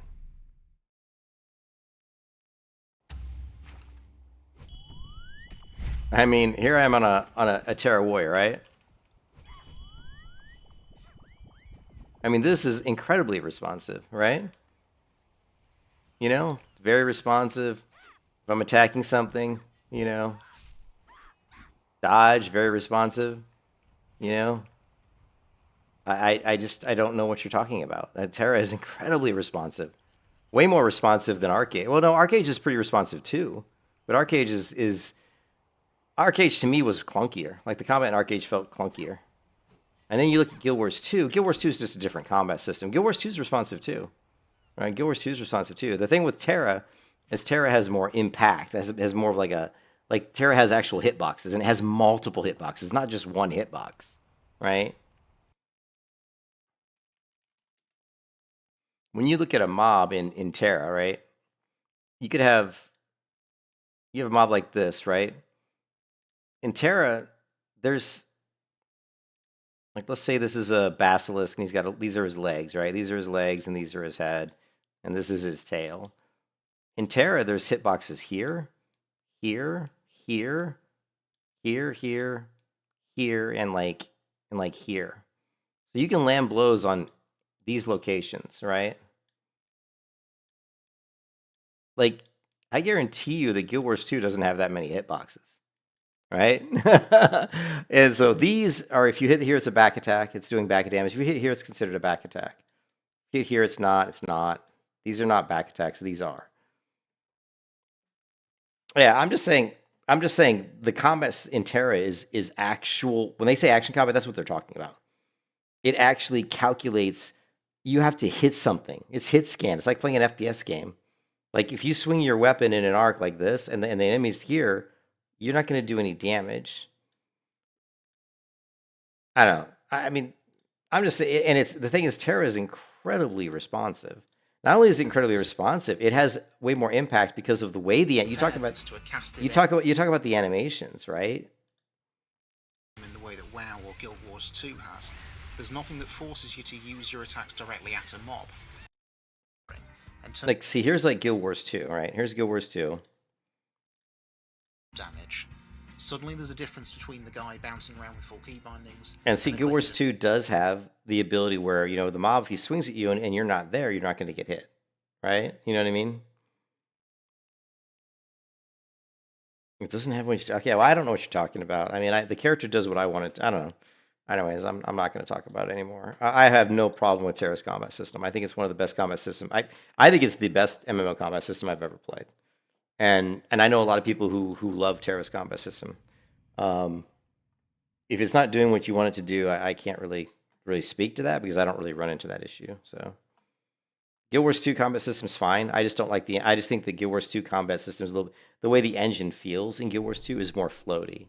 Like, the one thing about WoW that's so good is that the character controller feels good, right? Like, when I'm moving, it's very responsive. Like, you know, and of course, a lot of this comes to do with the fact that when you turn, your character turns with you.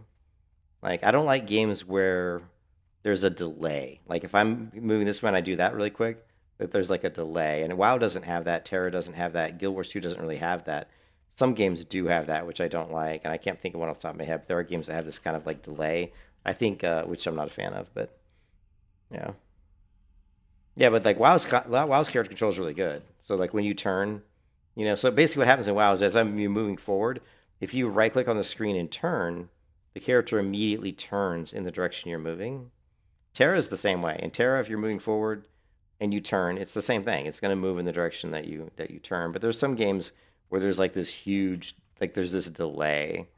It's like there's a lag, which I'm not a fan of. And I think they were like Chrono Odyssey initially, I think had a slight delay, but they actually, what's a game I can think of? Like Elden Ring has a delay. Like if you're playing Elden Ring and you try to rotate really quick, you really can't. You can't do it in Elden Ring. There's a delay, which I don't like. I'm not a fan of that at all. And you see that in a lot of those kind of single-player RPG action combat games, you know, where they do that kind of thing, which, again, not a fan of.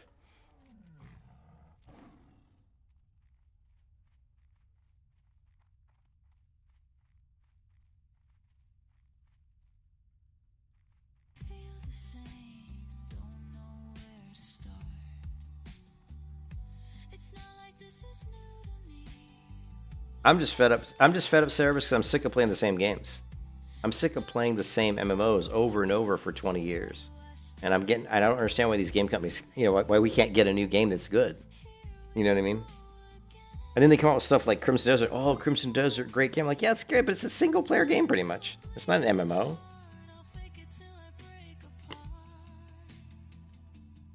And actually, Crimson Desert is exactly what I was talking about. Crimson Desert is an example of a game that has very slow character controller. It doesn't feel responsive.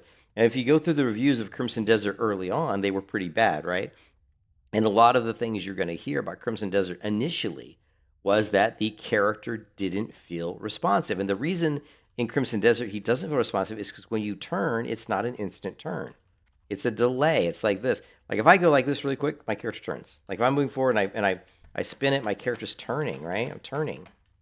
Like if I jump up here and I do a 360, I can do a 360 in the air and face back towards this character because I can turn the character very quickly. See how I jump forward and then do a 360 spin, and I just did a 360 spin. You can't do that in Crimson Desert, right? And what's interesting is if you watch, like when the reviews first came out, a lot of them were negative. And I remember watching a review by what's his name? He's a guy that I think is pretty decent, decent streamer. Um,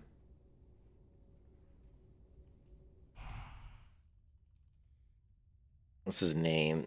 I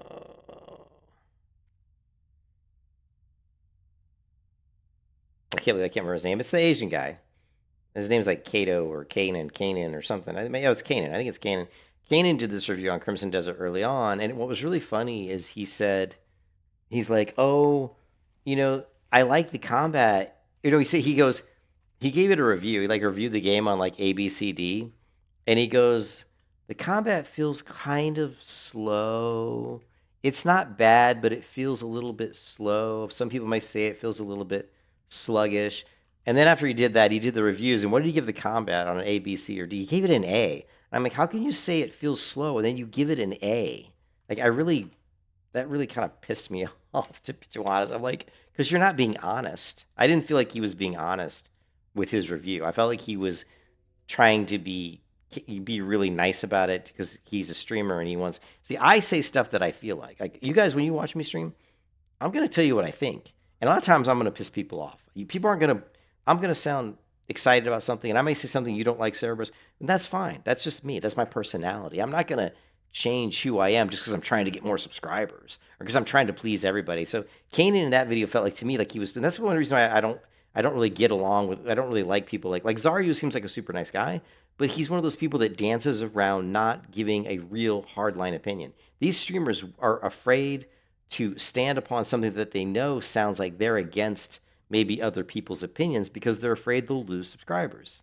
So if they don't like something, they'll say, oh, yeah, I don't really like this, but it's okay. You know what I mean? They'll do this like, oh, the combat's a little slow, but I'm going to give it an A. Because when they do that, people are like, well, Kanan liked it. He likes the combat.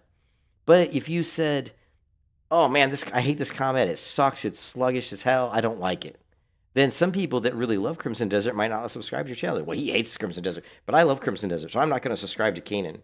Like a lot of these streamers won't do that because they don't want to lose subscribers, right? And I don't. That pisses me off. It's like their personality's fake. At that point, you're fake. You're not being honest with your own people that are watching your YouTube videos, right? Your streams. You're not being honest. And Zaryu's the same way. He does all this bullshit, and I'm like, it's phony.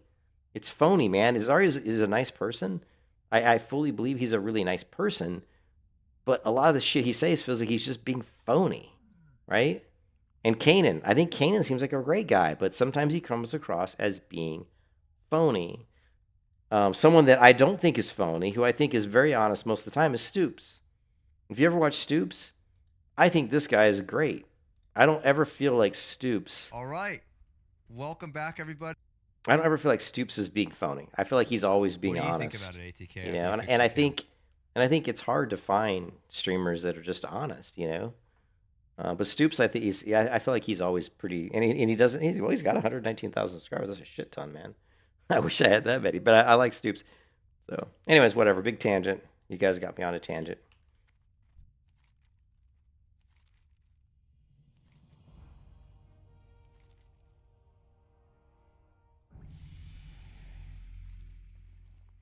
Oh, I just hit level 56. I was not paying attention at all, man. You know, you think that dude who's on a WoW journey recently, if you start talking about this guy and his stupid undead only journey, I'm gonna I'm so sick of hearing people like, I watched this guy and he's only doing undead only. The dude who makes bad MMO reviews or something.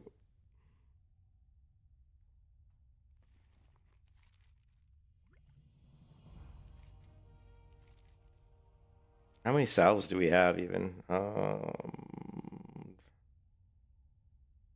as many as we would like. I hate this zone for like salvia hunting. What is this? Oh, that's the corrupted soul shard. Oh, Josh Strife Hayes? Yeah. Yeah, Josh is Josh is pretty good. He's ridiculous. The amount of people that he has as subscribers, the amount of like the amount of money that guy's making. I mean, have you seen his list of Patreon people? It's like the guy's got like he's got like so many people that are Patreon, supporters of his channel. It's unbelievable. Yeah, and that's great. And again, yeah, and I think that Josh is very honest. I like Josh Strifeface. I'm very jealous of Josh Strifeface because he's so successful, and I wish I could be that successful. But I don't try. I don't put any effort into this really. Not much. I've been trying to put more effort into it lately, but I don't put a lot of effort into YouTube because I have a wife who's really sick, and I've got a full-time job, and it's just I don't always have the time. But we did hit level. We did hit level. Let's see what time is stream. I gotta mark this and I gotta mark the time. So hold on a sec. Give me a second here. So 3 hours, 3:16. Yeah, I was like not even paying attention. We hit level 56. Yeah, Josh is cool because he gives you his honest opinion, and I think Josh has a. I think I've only disagreed with him a few times, but I think in general he has a really good feel for, what makes a good MMO. Josh. I think Josh has a pretty good feel for it. Um, I think I think the thing that irritates me, the thing that people that these MMO makers just haven't been able to do is they just haven't been able to lean into more challenging content. That's the thing that makes me the most angry. Is I want to play an MMO that's challenging. I want it to be difficult. I want to die a lot because the quests I'm on are dangerous, and MMO makers are too afraid to do that because they're afraid they'll scare away the players, which I totally get. I totally understand because they will. There's a lot of people that don't like challenge, that don't want to play difficult content because they just can't handle it. They can't handle dying. They can't handle things being difficult. But there's a lot of people that can. I mean, there's games out there like Dark Souls and stuff that are incredibly difficult games. I'm not saying that an MMO has to be like Dark Souls, but I just want it to be a lot more challenging. Oh, there's that one game. Well, I think there's a lot of reasons they suck, but I think the biggest reason is that the people that are making the big AAA companies, they're not making passion projects. They're just cranking out systems that are really boring and bland. It's the same stuff. There's nothing. There's no innovation, right? It's like people have played MMOs for so long that you want something new. You don't just want the typical go to a quest giver. Oh, go kill 10 wolves and come back to me. People don't want that anymore. They've already done it for 20 years. You have to make the game interesting. Either it's going to have a really good story or it's got to have better mechanics. There should be more dynamic world events. You look at a game like Guild Wars 2. Guild Wars 2 has some cool dynamic events. There should be more interactions between the player base, getting the players to work together. And one of the reasons new MMOs are so fun is because people don't know everything about the MMO and so they all have to work together because otherwise, there's always this fear of missing out. Like there's so many players that when they play an MMO, and I'm not like that. I don't have a fear of missing out. Look at me. I levels is slow as fuck. This character's like freaking 10 days already, and she's not level 60, right? So I don't level for speed. I level for fun. But there's so many people that are so worried that they're not going to keep up with their friends, or they're not going to keep up with the status quo, that they're all like doing everything they can, swiping their credit card, buying gold, whatever they can to level up and be, hey, look at me, I leveled to 60 in 5 days. But all they really did was swipe their credit card or use some stupid add on like Rested XP that basically just say, hey, go from point A to point B, which is bullshit, which isn't fun at all. And it's funny that when new MMOs come out, what's the first criticism of a lot of new MMOs? Oh, well, the MMO had like these guiding paths that told me where to go from quest to quest, and it felt like questing on rails, and I don't like that. Oh, you just said you don't like that, but are you the same person who in World of Warcraft swipes your credit card and installs Rested XP and just follows Rested XP? Because it's the same fucking thing, man. It's the same fucking thing, right? So make up your mind. Hey, Borku, what's up? Well, I think the woke culture definitely. Yeah, I agree. I think the woke culture definitely has had a negative impact for sure. You know, but there's so many things, man. No one's got any balls, man. I just think the companies that are making the MMOs, the bigger ones, they don't want to take any risks. They're just cranking out the same shit, right? No one's taking any risks. Ashes Creation was taking a lot of risk, and that's why Ashes Creation actually had some really cool systems. I mean, Ashes Creation had a lot of faults to the game, but there were a lot of really cool systems in Ashes Creation. They were really neat, you know, and they were fun.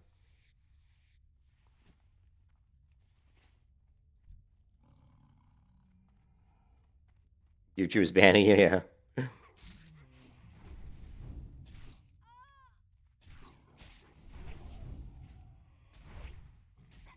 How you doing, Borkut? Haven't seen you in a while.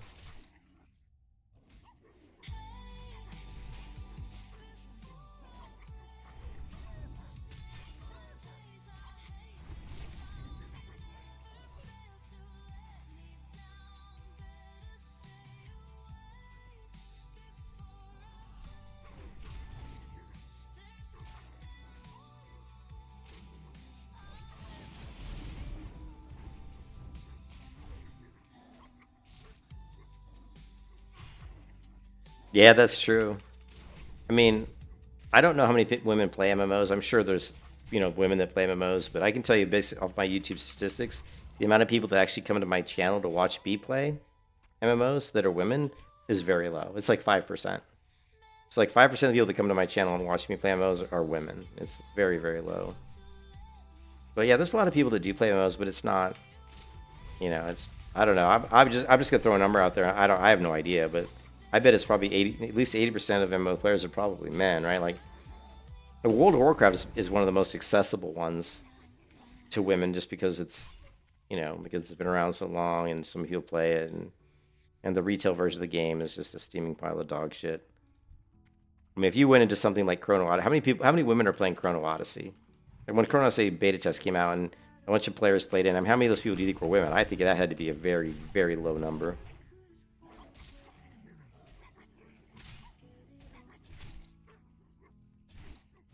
Yeah, retail's a kids game. Retail's a game that's for like 12-year-olds. It's seriously, it's like for kids. It's just, it's like a Disney game or something. It's really bad.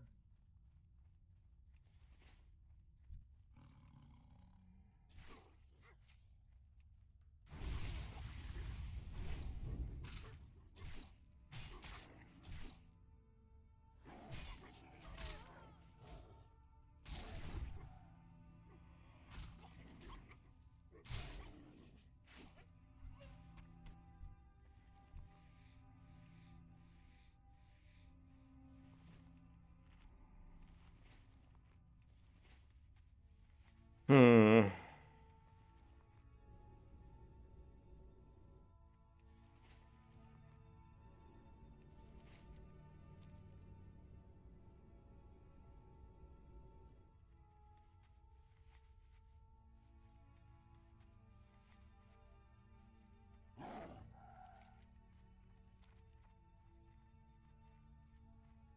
I don't know. There may not. there's some serious problems with MMOs nowadays, and it has to do with the internet. It has to do with the woke shit. I mean, there's definitely some issues, and I'm hoping that they can be overcome. But I mean, honestly, I'm not sure if they. I think I think making an MMO more like the way I would like making an MMO would definitely would help, because you're gonna wean out certain people that wouldn't want to play that game because it'll be too difficult. It'll be too challenging, too difficult. So that's gonna wean out a lot of those people, right? You're not gonna get, but you have to somehow figure out how to get content out there that's not going to be leaked. You can't put out these like betas that show everybody all the things about how the game works, because I think that's just awful. Then people know the game before they've even played the released game, which I'm not a fan of at all. I think when you come into a game, an MMO, the first time you play it, I think everything should just be completely unknown. Like, you really shouldn't know much about it at all. I think that's a good thing. Now, game companies don't want to do that. They want to, like put these betas and trials out so people can get reviews and feedback. But you can do that by doing it under an NDA. Just get some streamers to play your game, do it all under an NDA, get your feedback and make your improvements to your game, and don't release any of that information until the game's released. So that when people go in and play your game, everything's brand new. And that's going to be, if the game's good, people are going to love it. They're going to have a blast. I mean, not knowing content is great, because everything is new and it just feels fresh. So you have these games that do multiple like betas and playtests, and by the time the game's even released, people already know your game, and people have even solved it. Like WoW does these like servers where they release raid content, and the raiders are solving their raid content before it's even released to the main servers. It's unbelievable. It's ludicrous. I just don't even understand it, to be honest. But whatever, that's a whole other topic. The MMO genre is such a very difficult. There's so many it's like a web. There's so many things to untangle about it. There's so many, there's so many pitfalls and traps, and it's not an easy genre to put your finger on and just say, well, if you do this, it's going to be a successful game. That's not really true. And I think you really have to focus on what are you trying to do with your game, and you have to focus on that audience. A lot of these MMO makers, they're just trying to put out a game that a lot of people will play, and they'll make a bunch of money as a cash grab. And a lot of them are doing like, oh, well, if we put out a really pretty game that's got really cool combat and really cool graphics, but it doesn't really have much of a story, and that doesn't matter. As long as we can get people in there to play for 6 months and we can heavily monetize it, we can make a shit ton of money. It's a game like Ion 2, which is heavily monetized. They can make a ton of money off that game. Now, Ion 2 has actually been a very successful game for NCSoft. I mean, I believe, still there's tons of people that still play Ion 2. And it's going to be coming out in the West this year, I believe. And I played Ion 2 on the Thai servers, and I played Ion 2 on the Korean servers, and the game is heavily monetized, and it's not a great MMO, but it is fun. It's a fun game, It feels like, yeah, that's what it feels like. It feels like they want to monetize it. It feels like they just want to release it. But the thing is, it costs a lot of money to make these games, and, and I think, I don't know, I think it was Lazy Peon or some different people talked about how the reason we don't see these Western companies make them is because it costs too much to pay the developers in the West to make these games. It's too expensive. But you can make them in other countries, in other Eastern countries, because you don't have to pay the developers as much as you pay them here, right? And I think Ashes Creation was a good example of that. I mean, they were spending, like, just to pay the developers on Ashes Creation, I think it was like $800,000. It was $800. That's what it was. Steven said that it cost $800,000 a month to pay the payroll, to pay their developers, to pay their employees. It was $800,000 a month. So your game is going to have to make more than that a month, and significantly more if you want to make any kind of a profit. And that was with a company that was, fairly small team. Their team wasn't that big. So there's all kinds of just hurdles, But all of these things are going to fall away. AI is going to make a lot of the stuff that a lot easier to do for MMOs, like the voice acting, the story building, minuscule or tasks that are trivial, that are repetitive, like retopolization of textures, of creating different types of texture maps at different resolutions that maybe before was done by hand. A lot of the stuff can be done with AI, and so things are going to get cheaper and cheaper because AI can automate a lot of these tasks, right? And so we're gonna eventually, in a couple years, we're gonna start seeing a ton of indie companies coming out with MMOs. And eventually, one of those indie companies is gonna hit a home run. They're gonna come out with something that's really good, that's really fun, that's really engaging, that's got some really new ideas, right? It's innovative. That's such a hard word for me to say. It's innovative, right? Innovative. Is there a way to say that? Well, it's innovative, but there's not. I always think that there should be a different way to say that word. I guess maybe you can't say it that way. Anyways, there are going to be a lot of great new innovations, and I think we're going to see that. I think in a couple of years, we're going to get somebody who's going to come out with an MMO. It's going to be an indie company, and it's going to be really cool. People are going to play it. It's going to be a massive hit. So, and all you need is for one MMO to come out, right? I don't know what I'm doing here. I need to be. All you need is for one MMO to come out and be like massively successful, and then everybody follows the leader, right? When WoW came out was as successful as it did, how many WoW clones cropped up? Tons. Everybody's like, well, if they could do it, why can't we do it? So everybody's trying to cash in. So if you get some indie studio comes out with a game, and it's super popular, then everybody's going to start making those games that are like that.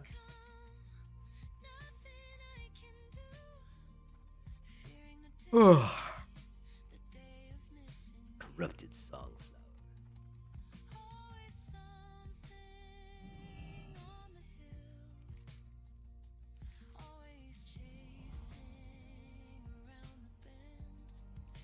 The cleansed songflower. That.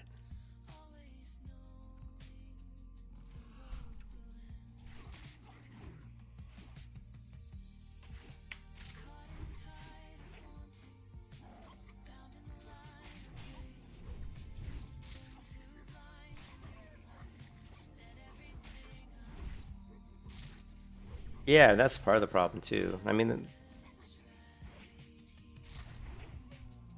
that's why I say you have to have a company that that wants to do it. You know, that wants to make. You have to have a company that cares about MMOs, that wants to make a good MMO.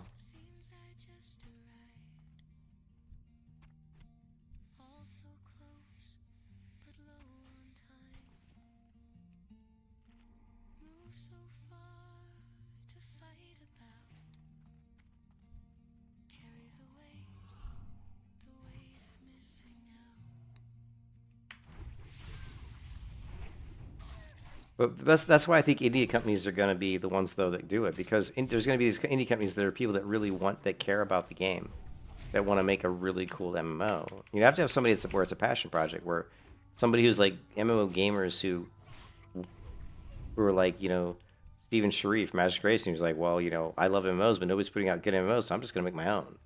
I think that's what you're looking at. We need somebody to have that kind of a mentality. But I don't know, man. Who knows? It's just with AI, we don't know. We don't know what's going to happen, so.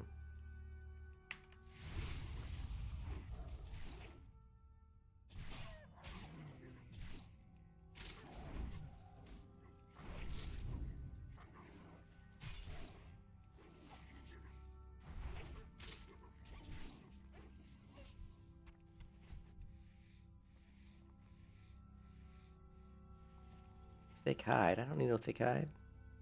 What do we get from when we get the berries? We don't want the berries. Don't want the berries.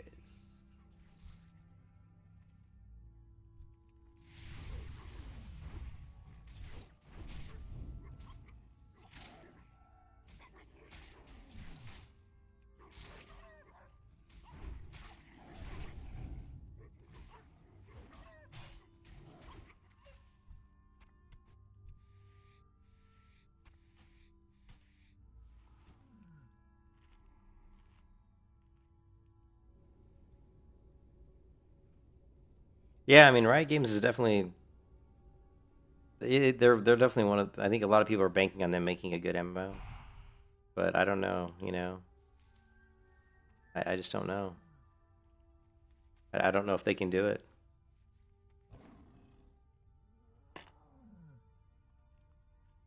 I was so disappointed that that that Crimson Desert wasn't an MMO. That they kind of and I think the problem that because one of the biggest problems is because Crimson Desert was so successful, a lot of companies that maybe thought they were going to do an MMO might say, well, we don't need to do an MMO. We'll just do another Crimson Desert, right? So we'll just make like a single player RPG like Crimson Desert. Of course, that's going to be a big task because Crimson Desert, remember, Crimson Desert is a custom game engine. You want to talk about a game engine you want to use for a new MMO, Cerebrus? You need that Crimson Desert engine because that Crimson Desert game engine is insane. Like, it's able to create amazing graphics and run really well. And I just don't know why the combat works the way it does in Crimson Desert because and they're the same company that made Black Desert, and the Black Desert combat, in my opinion, is way better than Crimson Desert's combat. So, not really sure why they went with that slower ass combat. That really slow turning, and I don't know why. I don't know why they did that. Yeah, they started over that many times, Valstay? Was it 3 times now? That's. Are you sure? Where did you hear that? I never heard that. I knew they started over at least once. Oh God, if it's isometric, then forget about it. If it's isometric, well, yeah, we know that. I thought that they wasn't gonna be isometric though. I thought I heard somewhere that it wasn't gonna be isometric. Here's the thing though, 2030, dude, 2030. And by then, AI is gonna be so good I can make an MMO. I mean, seriously. I'm telling you, man. By then, I might be able to make an MMO. Just with AI, you know what I mean? Who knows? We'll see.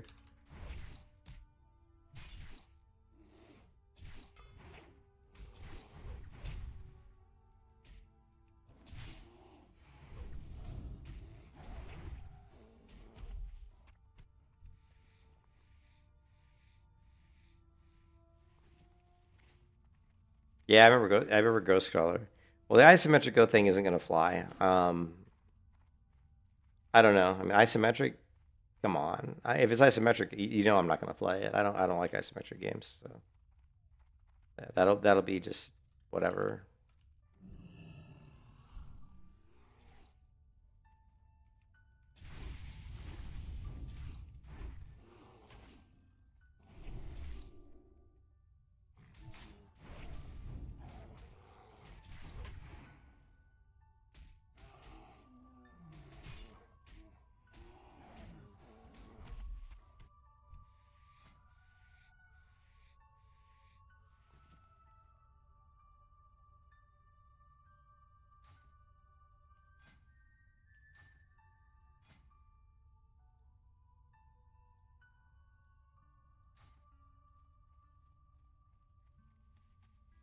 Yeah, but I thought my concern was because it was based on League of Legends IP that it would be isometric because League of Legends is isometric. But I thought I had heard somewhere that they weren't going to do isometric.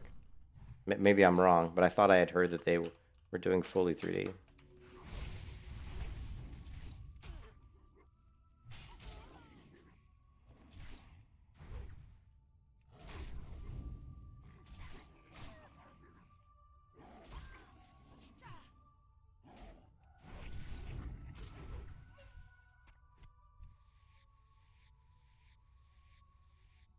Yeah, I have no idea. I don't know if anybody cares about League. I mean, League still has a big audience. I know that. I still think it's going to be an indie. I think some indie company's going to come out with some of their own. I think it's going to rock people. I think it's going to blow people's socks off. I think that's what's going to happen. I think the next big game will be some indie company that you've never heard of before. Certainly isn't going to be Turtle WoW. Sorry, guys. I don't know if you heard Vol say, but I said earlier the chance of Turtle WoW coming out with an MMO that's good, I gave it like a 5% chance. Like a 5%. That's how much faith I have in them coming out with like an MMO that's actually good. Oh, what can I get rid of here? We don't need this.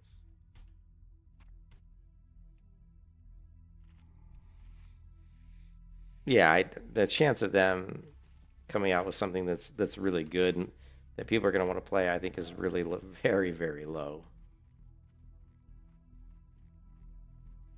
That's what I'm saying. They tried. They could. That was my point exactly. Like they couldn't put out any content with UE5 that looked good at all. all they did was put a wrapper around the fucking 1.12, and they threw in some grass, and they basically attached a couple particles to like some spell effects and said, "Hey, look at what we're doing." And I'm like, "This is garbage, man. This is just garbage." I mean, I could have done that. Like seriously, I could have done that. That's how bad it was. And I've used Unreal Engine 5 enough to actually say that yes, I could have done that. So I'm not lying. I could have done that. So it was bad. So it was not good.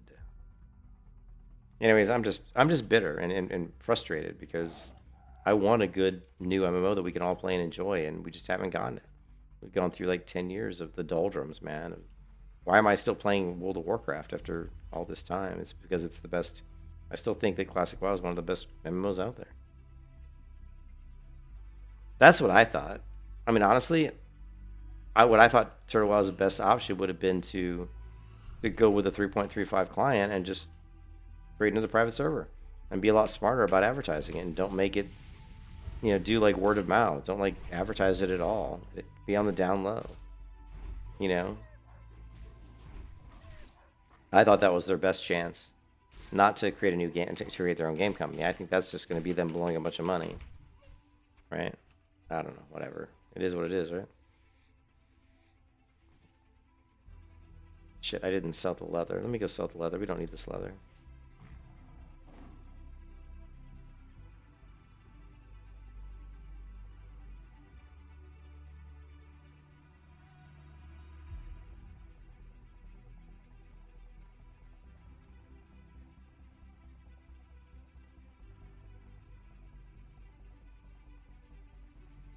I am honored.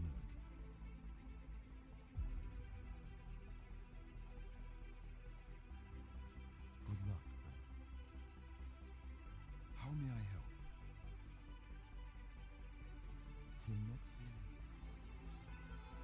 Yeah, that was the other thing too. Valse, if they're gonna make their own game company and make their own MMO, what game engine are they gonna use? They couldn't grasp Unreal Engine 4. They certainly didn't show that they had really any. I mean, the only way they could, I mean, if they create their own game engine, well, then now it's 10 years. You know what I mean? Now it's like gonna be like 10 years. You think you just like cut out for hardcore? Insomniac. But I mean, if they're gonna make their own game engine, yeah, good luck, man. See it, like you said, see you in 10 years. And if you're gonna reuse somebody, if you're gonna use Unreal Engine or something else, I think they're just gonna use Unreal Engine 5. And if they do that, they need to hire somebody who's got some real knowledge with it, because clearly they didn't have the knowledge. I think that was pretty obvious.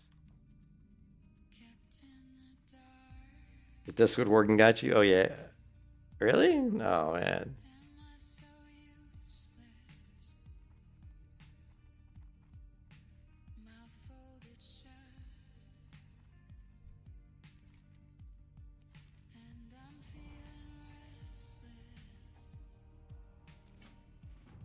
Can I go through here yet, or?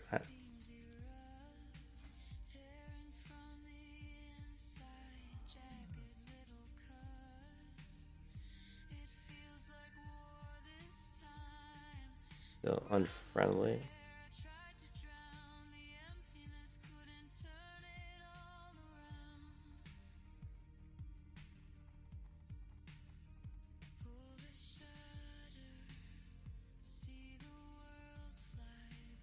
Yeah, they spent years, and where did they get? They got nowhere. They spent years trying to do Unreal Engine 5 with WoW, and they got nowhere.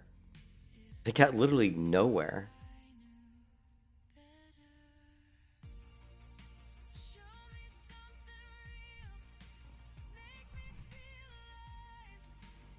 I don't know.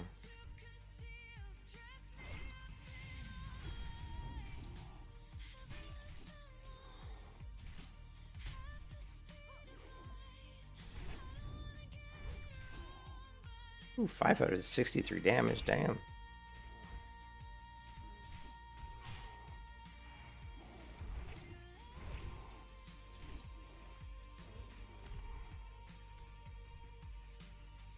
Well, there's just no reason to do that. There's no reason to wrap Unreal Engine 5 around a WoW client. That, to me, that doesn't really make a lot of sense, I don't know. To me, it doesn't seem to make a lot of sense.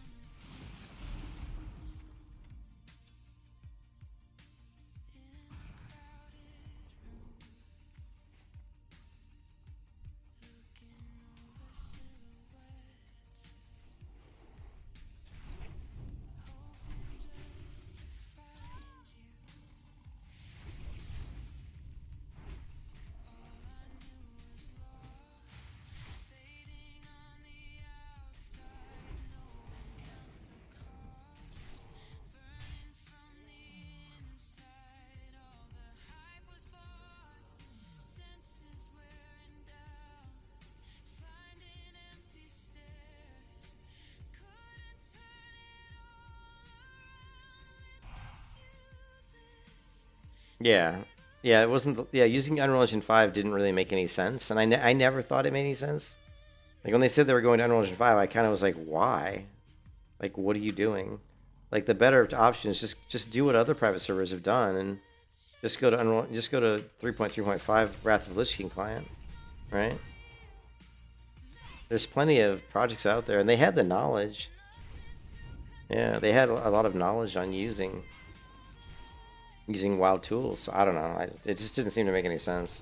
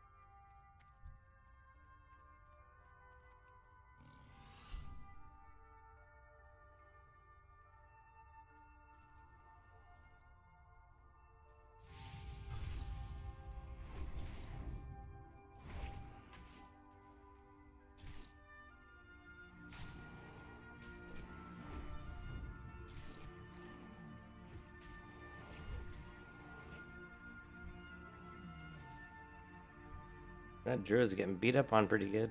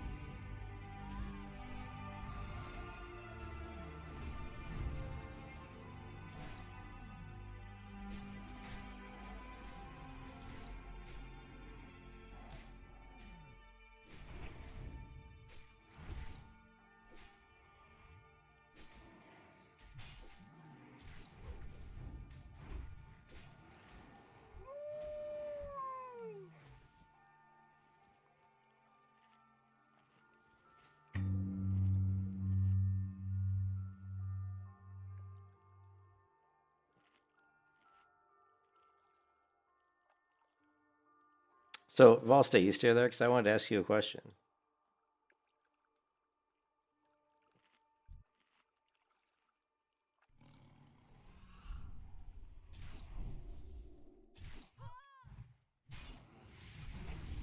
Do you think that when this character reaches 60, should I continue playing this character, trying to do level 60 content?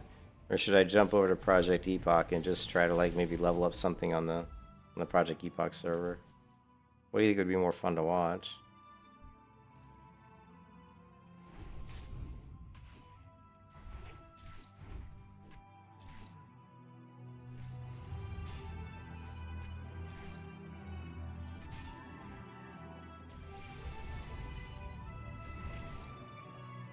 You think Epoch's a waste of time? Okay.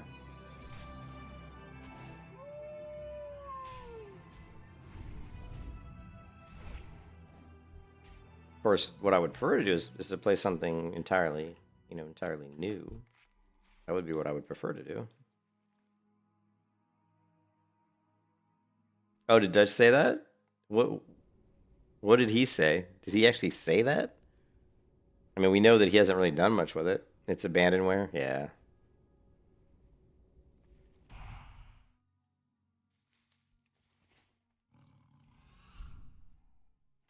Yeah.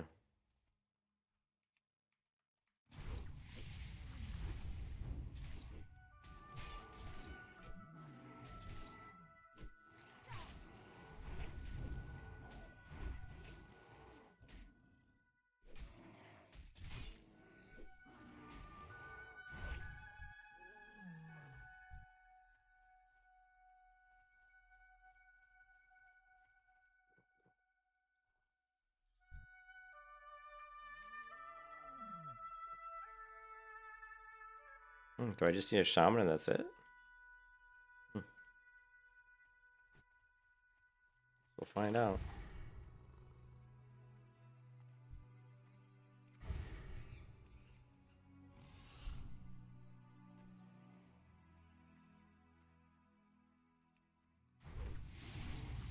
That's what I was wondering. Like, and then the only a bunch of people from Turtle WoW went to play it, so it seems to have it has quite a few people playing on it.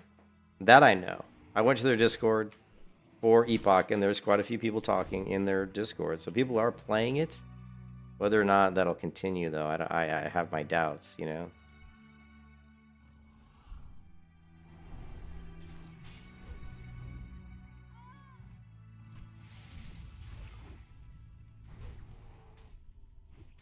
We just don't know when we're going to get our next Chrono Odyssey. There's Scars of Honor, but Scars of Honor's got that stupid cartoony art style, man. You've seen Scars of Honor, right, Valstay? And that just like that stupid-ass crappy cartoon style is just not really my thing. You know? I mean, if the game's good and the PvP's fun, I like the PvP modes they're trying to do. You know? I think they might... I don't know if they had Capture the Flag, but... You think everyone's waiting for Classic Plus? Yeah...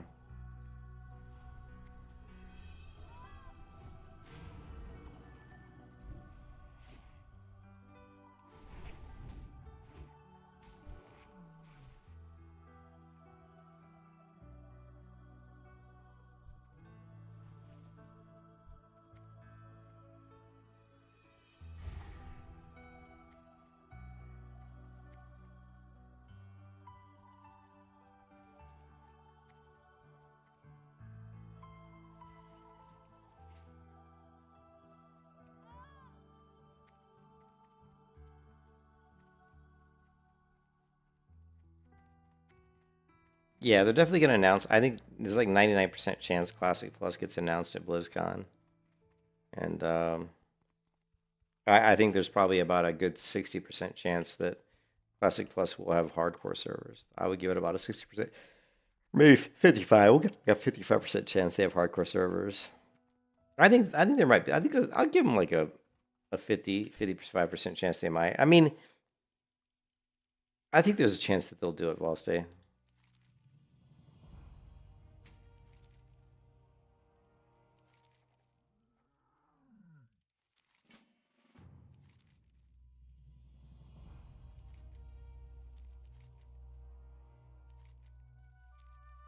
Can I make it through here yet, or are they going to be aggressive? I think they might be aggressive to me. Let's find out. See if we can make it through. I can't remember if I have to be friendly or just unfriendly. Currently, I'm like unfriendly. Yeah, I think there's a like maybe 50-50 chance they might have hardcore servers. I think to me, what would be really cool in Classic Plus is if they did like a self-found hardcore server, because I think that would be. I think that would be... Yeah, they're not attacking me, so that's good. I think that would be... would be cool. I mean, I think a lot of people would play hardcore self-found on Classic Plus, because that way you get rid of the biggest problem with any World of Warcraft server, which is the gold selling, gold buying, GDKP, RMT nonsense that's just rife amongst all their servers and ruins the economy. A couple weeks after a server gets launched, the economy is instantly ruined. Because all the people are just swiping their credit cards buying gold. It just ruins it, So.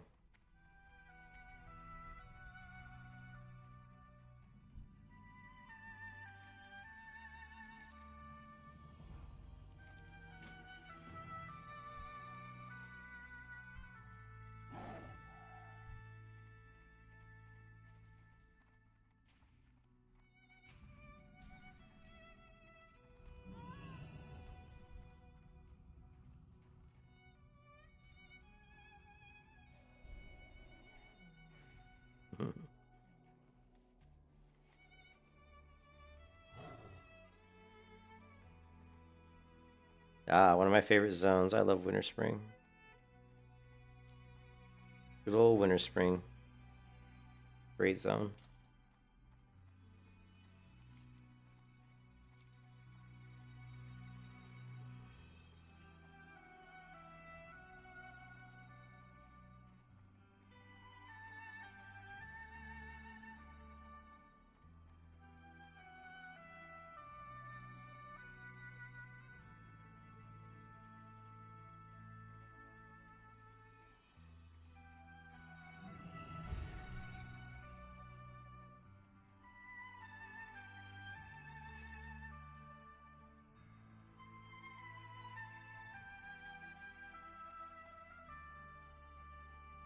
Great to meet you.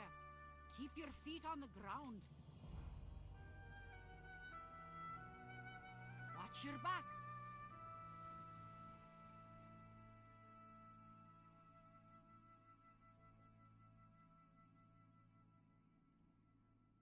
How are you?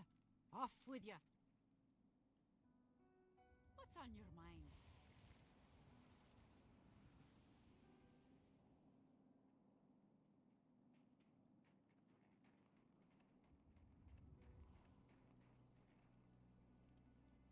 Hi. Be good. Welcome. Watch your back.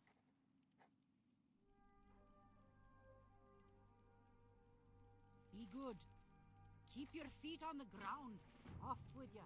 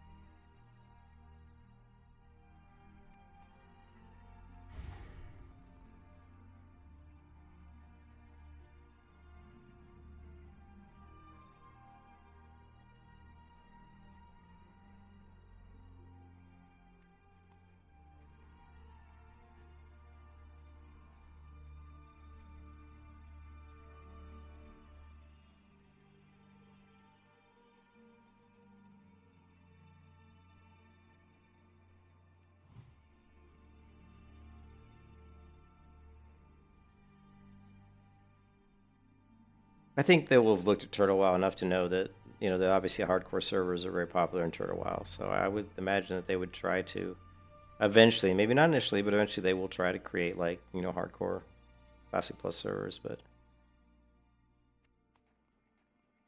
we'll just have to wait and see what's that.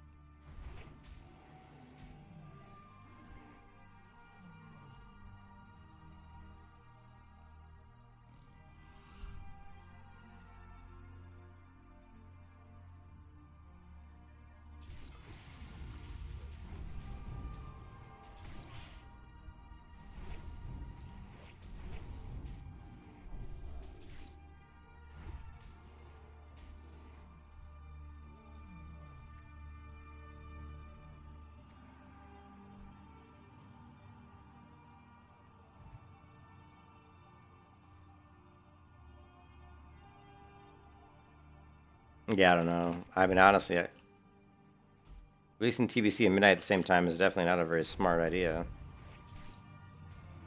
But they're just trying to make money. I mean, the biggest problem with the human race is greed, and we're seeing it. It's so prevalent in the gaming industry and in the movie industry and any kind of entertainment industry. It's all about greed. It's all about trying to get money, and it's disgusting, to be honest. It's ruined the video game industry because all these big companies come in and they just want money, and there's all these companies that are trying to make MMOs, and the funding gets pulled out because they're like, well, we just don't think it's viable, which, history in the past 10 years has shown that MMOs aren't doing well.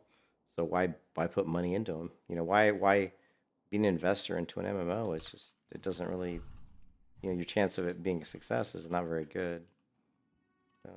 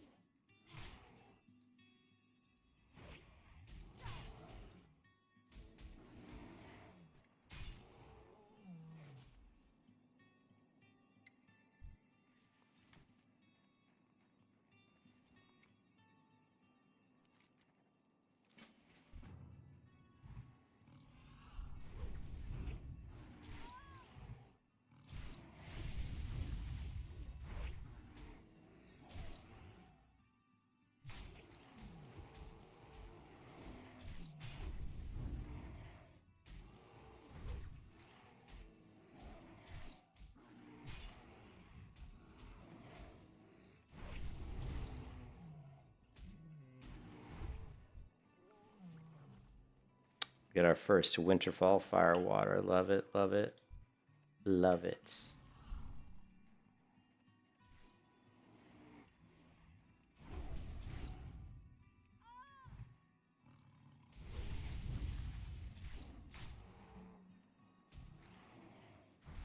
Sick of these hunters in guild chat talking about how to play hunter. Ugh.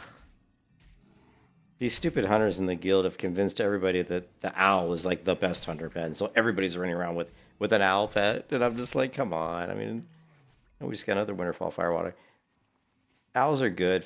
To me, like, if you're playing hunter, play with the pet that will make the game the most fun for you, because really the difference between the various pets isn't as big as people try to make it out to be. I would just wish people would play what's fun, instead of focusing on trying to like min-max or whatever it is they're doing. Whatever, man. I'm kind of in a bitchy mood today, so I apologize.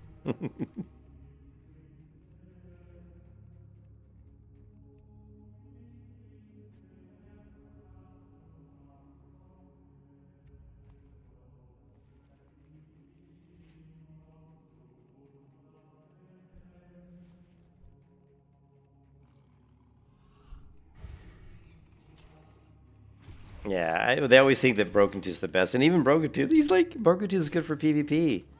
For PvE, it doesn't matter. It's like, this doesn't even matter. Like, the damage is so negligible, right?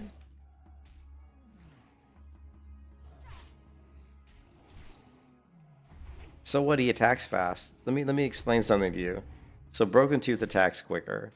If you're running just straight up claw, maybe that's going to be a little bit better. But if you're running like claw bite, he's got, oh yeah, he's got the aura that they make him out to have, right?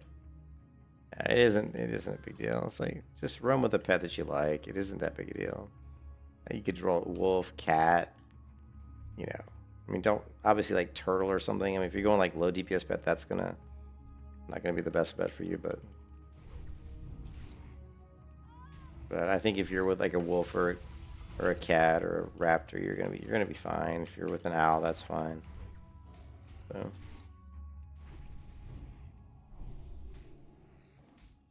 What's a lot more important than your stupid pet is knowing how to play your class.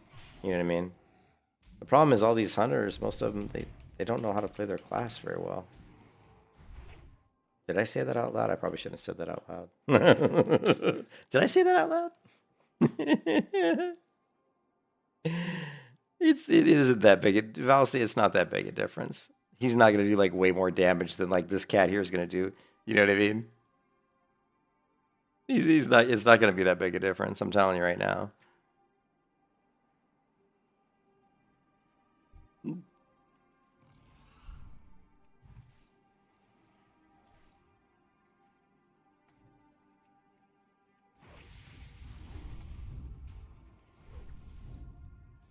Yeah, I mean, you can. I would love to see the numbers. I would love to see somebody at 60 with Broken Tooth versus like me at 60 with this pet, the pet I have currently, and I'd love to see the actual numbers, like how much more damage Broken Tooth does. Like, I mean, honestly, I just don't think it would be that big a difference.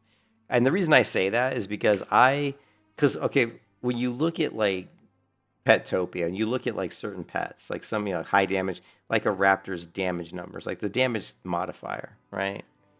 So if you go to, let me show you something, right?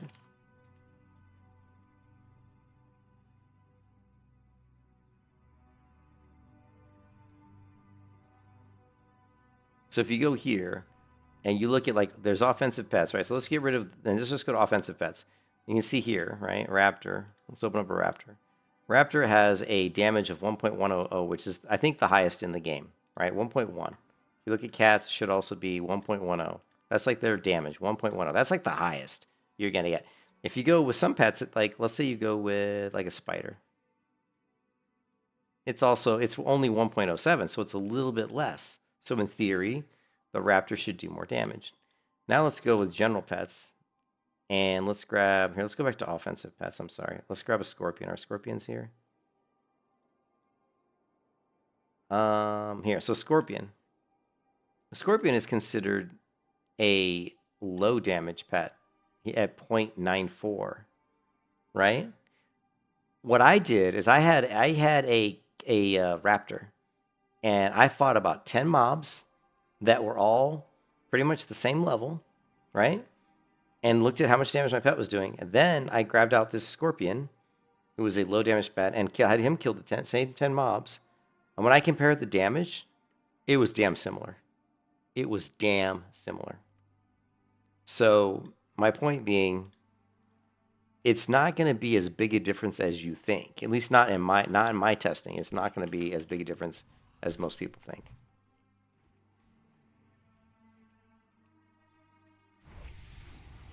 Well, again, yeah, but again, that would have worked for any pet, though, Wallstay. That would have worked for any pet. Doesn't matter what type of pet you have, if it's increasing pet damage, you know what I mean? But if your pet does more damage, then yes, if your pet's got a slight percentage increase in damage, then more damage overall is going to make that gap, you would think, be a little bit larger. So, but again, I'm just saying it's not a big deal. People are really stressed over like, oh, this is the best pet, and I'm like, yeah, just play what you like. Play what you like. You're gonna have a lot more fun.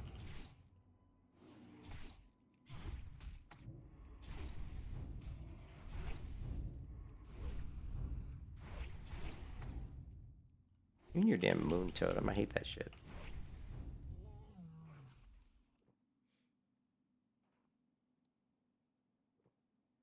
Hey man, I had just my plain old cat from this zone, right? Plain old light kitty from Wintergrasp, and I was fighting rank 14 warriors, right? Rank 14 warriors on a classic WoW server, and I was doing my melee hybrid, and I was building rank 14 warriors, and I wasn't using no damn Broken Tooth.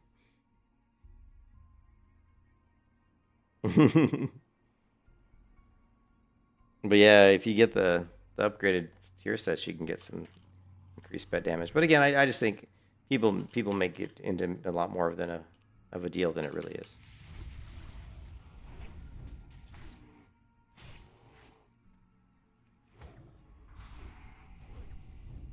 The reason Broken Tooth was so good, the reason he's so good is because he attacks really fast for PvP. So he's got the pushback, right? That's why he's good. Because when you're fighting like a mage with Broken Tooth, he's attacking so quickly that pushback is slowing down the cast of the mage. That's why Broken Tooth initially is so good. And that's why people thought he was so good. And that's why people are like, oh, Broken Tooth, Broken Tooth. The problem is it bled over into the PvE community. And now the PvE players think he's really good. But attacking faster, think about it this way. If I'm a rogue and I've got a 2.4 attack speed main hand weapon, right? Or a 2.8 attack speed main hand weapon, which weapon's going to make me do more damage? Okay, think about it that way. Which weapon's going to make the rogue do more damage? The 2.8 attack speed weapon. Why is that? Because his crits are going to be bigger. When he crits with that, the crits are going to be bigger. Okay? Same thing with the pet, right? If my pet's got bite versus claw, the bite's going to crit and do more damage than claw, right? But then you got to factor in the fact that bite's on a cooldown, whereas claw isn't on a cooldown. Bite takes more focus than claw. So there's a lot of different things that go into it. Yeah. Yeah, for PvP it's good for casters. But the thing is, I don't know, there's just, and I think for casters, man, the poison's really good too. Like poison's really good. Like scorpion's really good. The problem most hunters don't run with scorpions is just because then if they have to feign death and throw down a freezing trap, and the mob already has poison on them from their scorpion, then the poison's going to break the freezing trap. So that's why you won't see most hunters, especially on a PvP server, they're not going to run a scorpion because they don't want the poison breaking traps. But all I'm saying is I've run wolf and I've run cat and I've run raptor extensively, because I've played hunter for years and years and years and years. And when I've run the numbers, they've always been fairly similar. They've always been. The one thing that I have noticed is the wolf definitely felt tankier though. I felt like when I was running wolf, like they just felt tankier than a kitty or a raptor. But damage-wise, I wasn't really seeing like a massive difference. Although I will say that the cat felt like at level 60 with Bestial Wrath, if you're like a BM, that I felt like the cat when you popped Bestial Wrath seemed to do a pretty good. He seemed to do a lot more damage than the wolf did. So because of the attack speed. The thing I like about the cat is because claw doesn't have a cooldown, and because of the ability ferocity, that if you can generate enough focus and have your cat attacking very quickly, I do feel that with Bestial Wrath that he's going to do quite a bit more damage than a wolf, because of the way bite versus claw works. So I do think there is a benefit to a cat over like a wolf at like higher levels, based on your talent build. So, but at earlier levels, like when you're both like when you're like level 40 or something, I don't think you're gonna see that.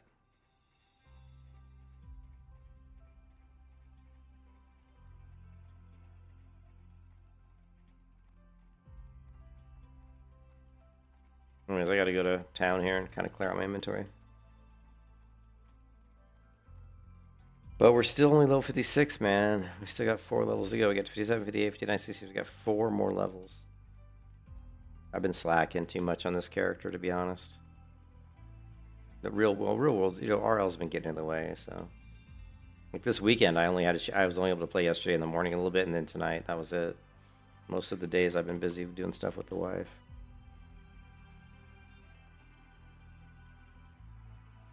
You're level 5? Hey, it's time to, oh, you're still going, so you haven't given up yet.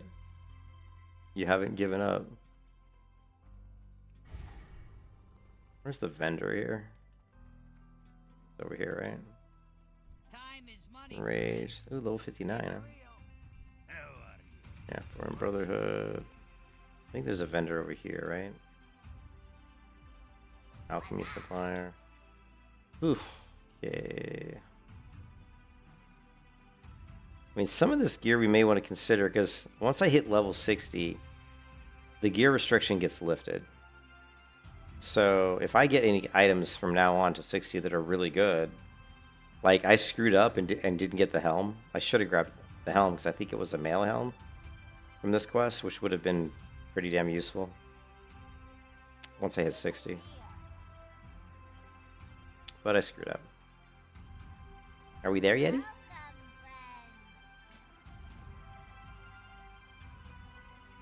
You're playing Do It on stream next? Cool. Oh, let's see the baker. What's up? What we got going on here? What we got going on here? We want to save our herbs.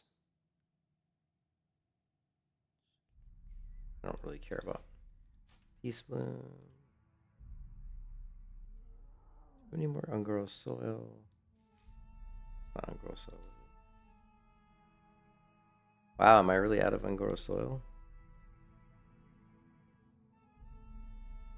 Got 56. Yeah, I think that's all we got is 56. Yeah.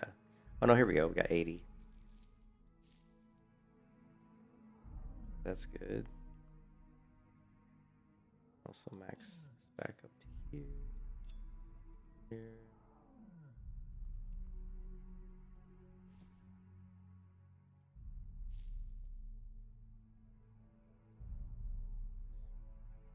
Be good. I don't think we need the heavy leather anymore. Hey, how you doing? Since we're not turning in the repeatable quest, we don't need that.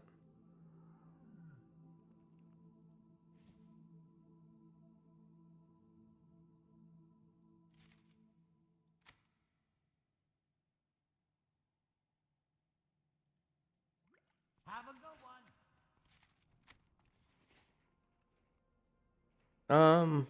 I mean, I think marksman's gonna be higher in like raid content. Marksman will definitely be higher.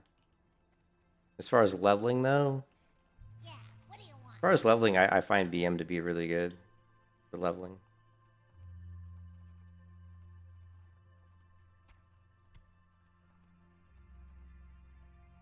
If you ever need Yeah, for leveling, I like BM just because it's, especially for hardcore, because your pet's gonna take, you know, he's gonna be tankier and he's gonna take more damage. It's just it's a safer way to level. Yo. Be good.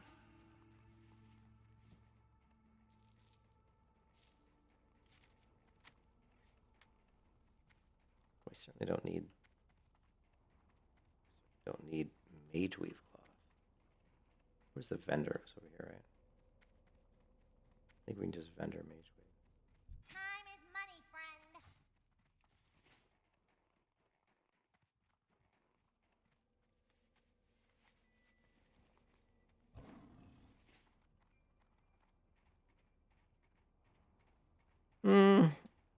I mean, I find, I mean, really, it's not a huge. I mean, pets that have like like owls and wolves who have like the shouts, that does cause threat, right? So like, you know,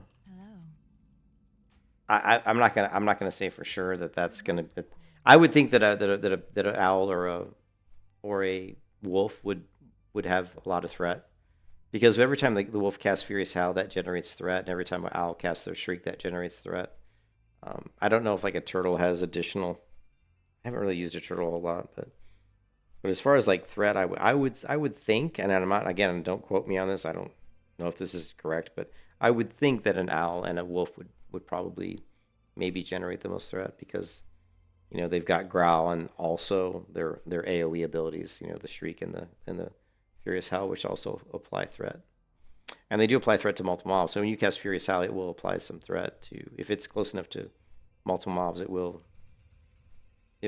cast, you know, gain threat. You got to be careful in hardcore though. If you accidentally fat finger, like if you've got a keybind for casting like Shriek or Furious Howl or something, and you actually hit it, like in Gadget's End or something, you can aggro neutral mobs. So like if you're in Gadget's End and you just tell your wolf to cast like Furious Howl, it'll actually, I think, generate aggro on the guards and they'll kill you. So just, you know, just be careful.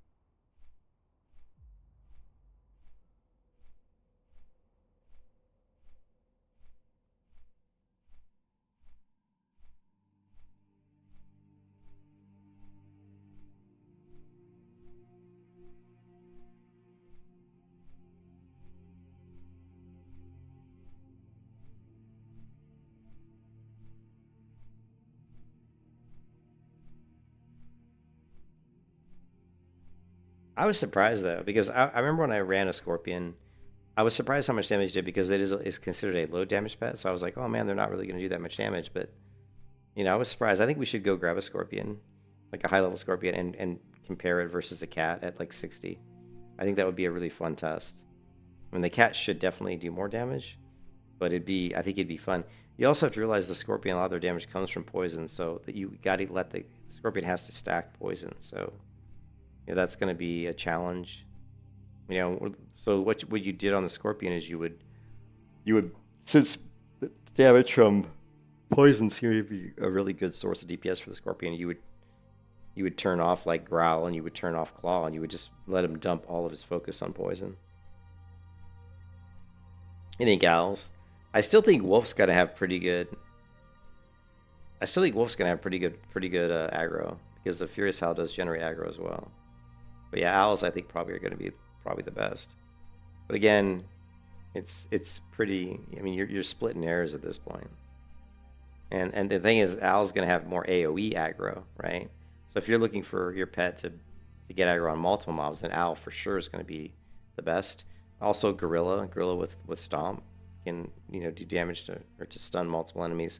So Gorilla is going to have AOE threat as well. But I'm pretty sure Furious Howl from the Wolf also generates threats, so that's going to be AOE's threat. So really, Gorilla, Wolf, and Owl. I don't know why Boar. Like, why does Boar generate a lot of threat? You just saying because of charge? I mean, the stun, I guess. That would be a single threat, though. It wouldn't be AOE threat. I don't like Boars because I don't like what they sound. I don't like the squealing. It just bothers my ears. The sounds they make when they attack just annoys my ears. So I don't ever run with Boars. Plus, they're ugly. Yeah. Yeah.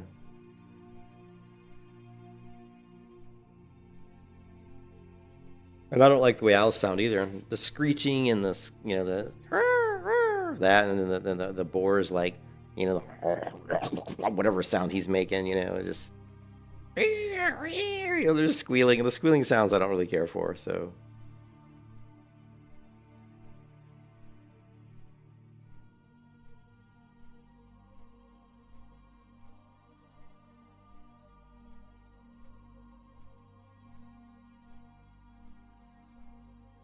My attempt to mimic those sounds was quite awful. I apologize.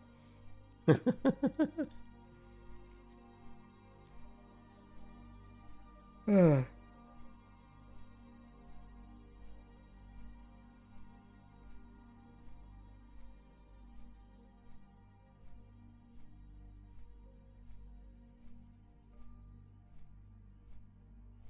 do I? Oh, it's because I have the Thylindra seeds. I've only got 7, right? Yeah. I would have 318 gold if I hadn't bought that bank slot.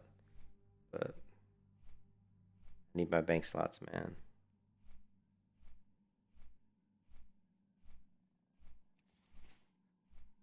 Because of the charge. Yeah, that would make sense. Yeah.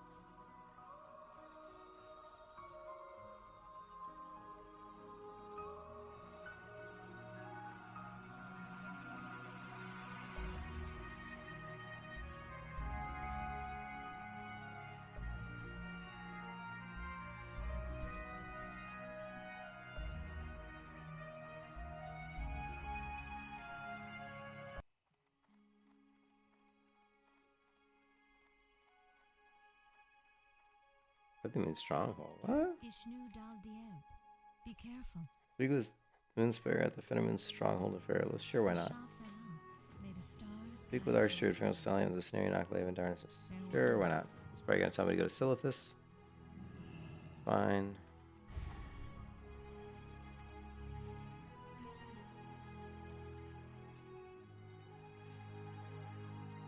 How may I help?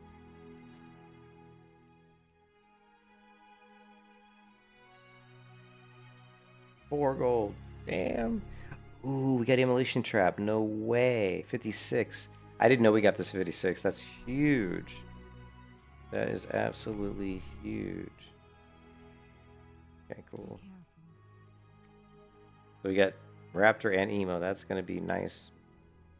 Nice increase in our damage.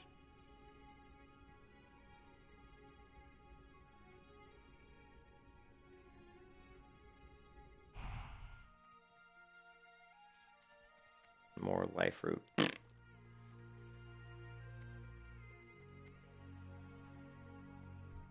be with you.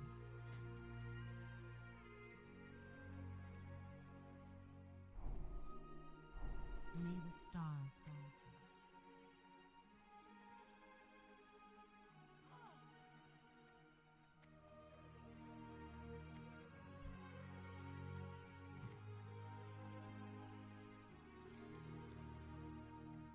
Remember, where do we turn this in at?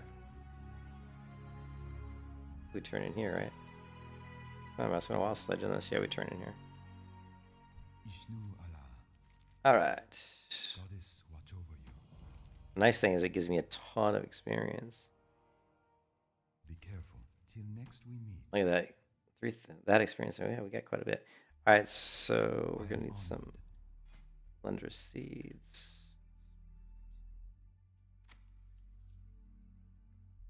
And how many do we have? 9. Takes 3, 60.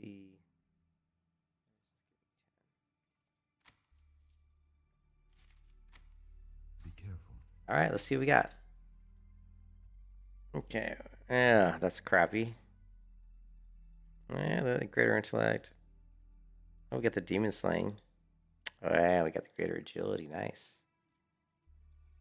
Okay, we got our greater agility, which is nice. And then we got this one.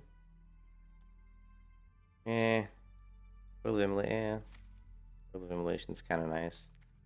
But still not great.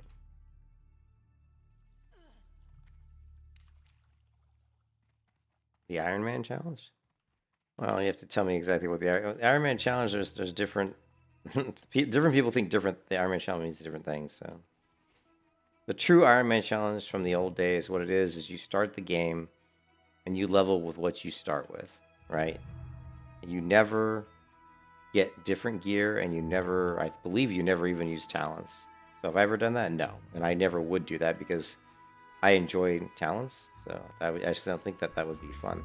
So.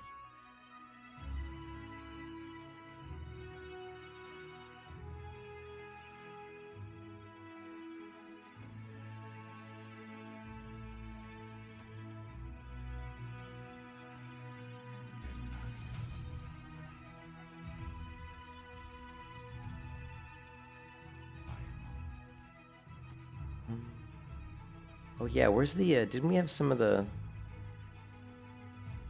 I thought we had some of those skins. Oh, here we go. Yeah, the Passion Tainted. There we go. Sweet.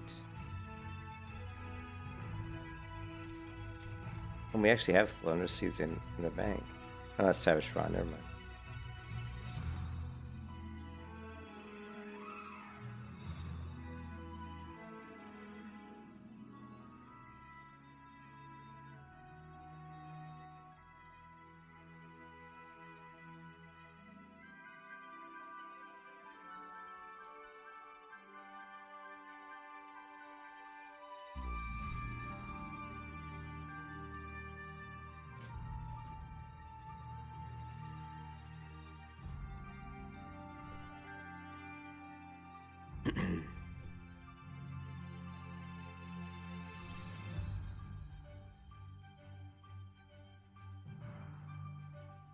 Arcane Elixir. Increase spell damage. Detect Undead, which we don't even need.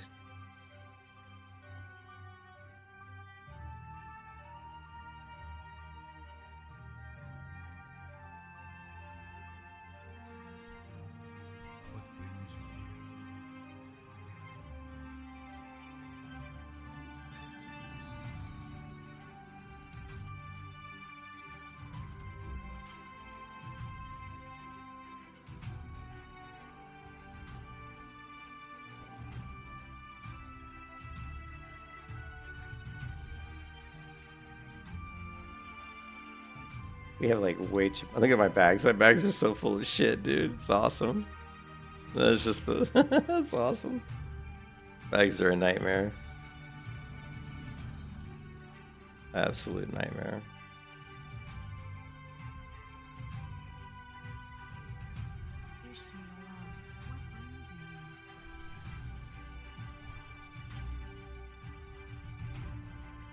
Let's see. Oh, we got the tender wolf meat.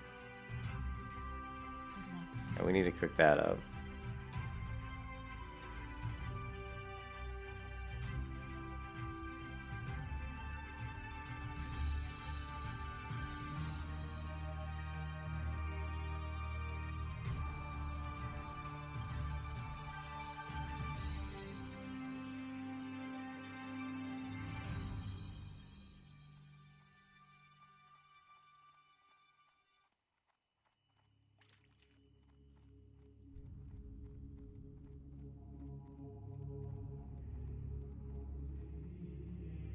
Did he? I thought, man, Swifty, like, doesn't Swifty have a lot of health issues?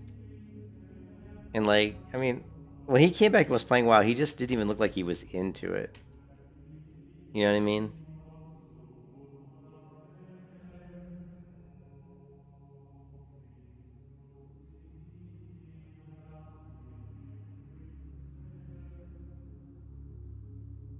I never was much of a. On Twitch. Really enjoy it. It's been amazing, and I've been doing it for to make ends meet in the month of January and February because those are the worst ad revenue months of the year. So I do it in combination with streaming. It was working out too. I started getting a lot of viewers. I was actually getting more viewers doing food delivery than I was playing World of Warcraft. So I thought it was the greatest thing ever, and I had so much fun doing it. So Yeah, I mean, I never was someone who really watched Swifty, so seems like a nice guy, but I don't know. I'm not going to comment on it. I don't really know much about it, but is that what you were talking about, Swifty? Wait, what?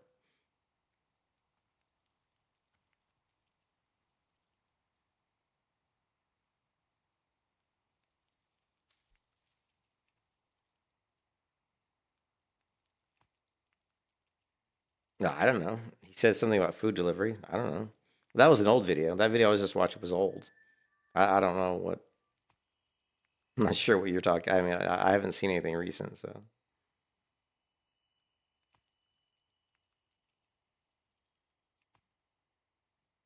But all I do know is that when he came back to play WoW, I didn't feel like he was really, like, I don't know. I didn't feel like he was really into it. It's on X.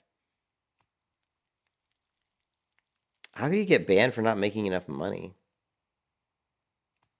Oh, he's not making. How did? I don't know. Whatever. How did he get banned? I don't know. I don't know anything about Swifty. I mean, so I'm not really. I don't really follow.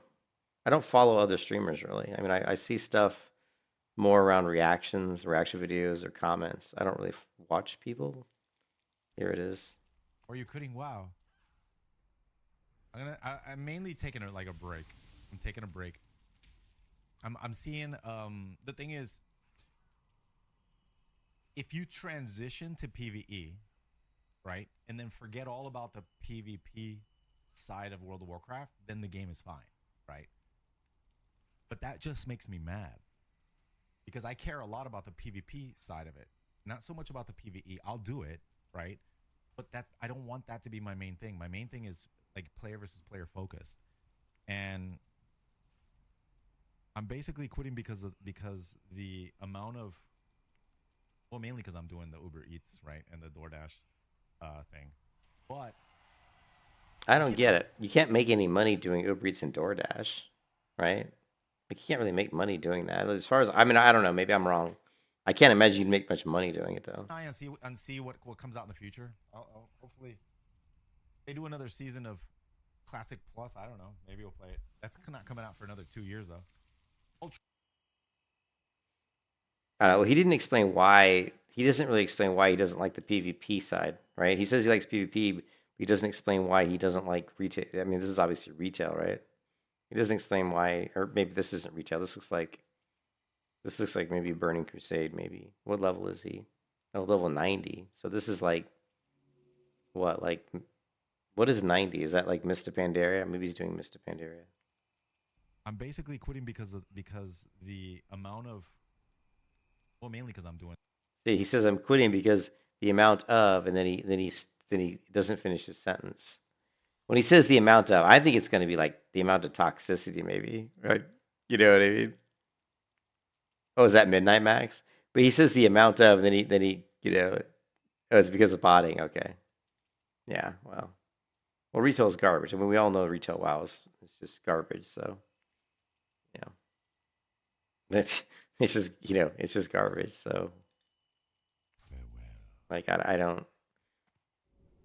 Now PvP in retail, I mean PvP in retail is okay. I mean it's kind of fun, like, but the problem with PvP in retail is they change the the classes so often. They do these class balancing changes, in my opinion, like way too often. So your class could be really good one week and really garbage the next, and it's just I'm not a fan of that at all. I think I think that just sucks. Polyfog it house. Yeah, I don't know, man. It's weird. It's just weird, man. Retail is just such a weird game. It's really a bad game, to be honest. Sell this. Sell. Probably have to sell these scales. I mean, what am I going to do with these things? Nothing. And I don't need Mage Weave. Mage Royal taking up inventory space. Removes magic. Yeah, I guess we can hold on to that for now. It could be useful at some point. We don't need this.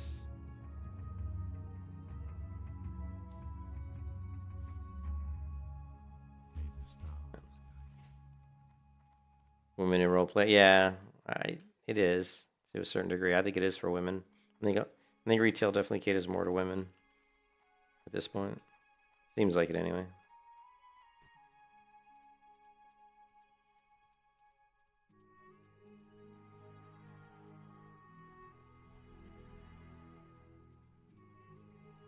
Yeah, I mean, I think.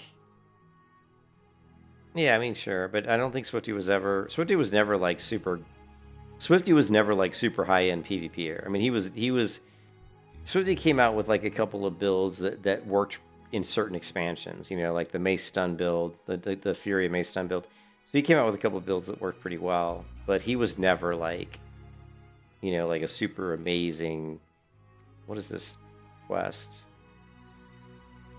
Oh, he was never like this super amazing PvP player. He was just a decent PvP player who came up with a couple builds that worked pretty well that people liked. And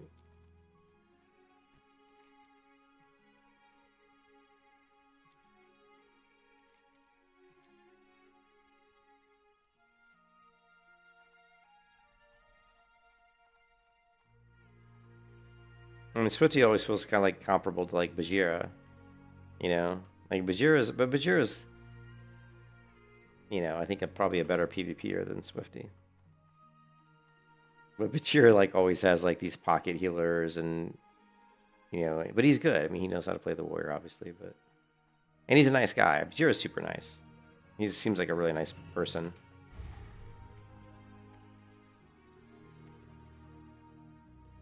Yeah, I like Bajir. I think Bajir seems like a nice person.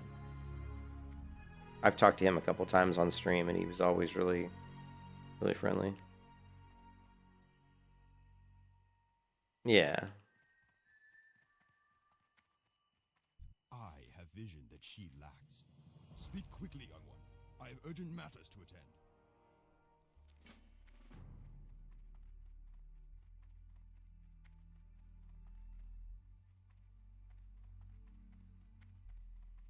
I'm not saying he doesn't have an opinion. That's not what I wasn't saying that. I wasn't saying he doesn't have an opinion. That wasn't what I was saying at all, dude. I was just saying he's not that. I was just saying he's not a high-end PvPer is all I was saying. I'm sure he's got lots of knowledge.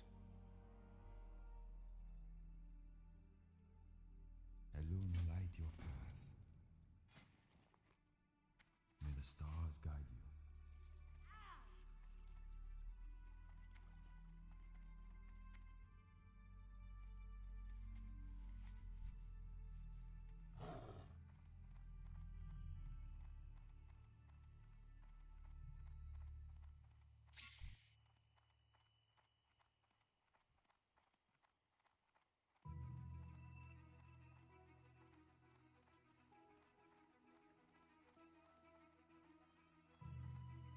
A lot of them don't. I think a lot of them don't. I think some of them don't. Like,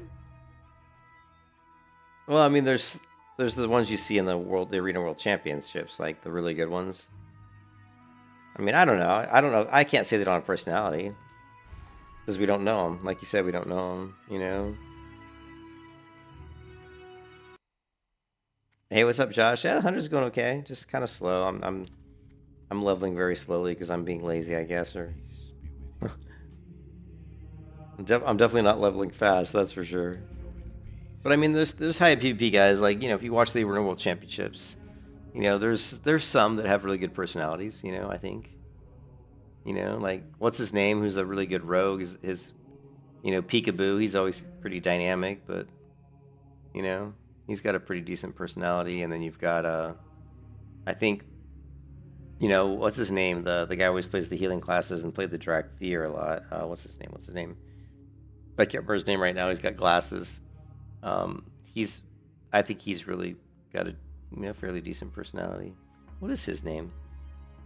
I can't remember. I'm tired. I'm old. I can't remember things anymore. Where do we want to go? Do we want to go to? Want to go to Bellwood, or do we want to go to? I think we want to go to Winterspring. No, I'm not thinking of the Asian. I'm thinking of the white, you know, the American guy. Let's see. I'm thinking of his name's right on the tip of my tongue.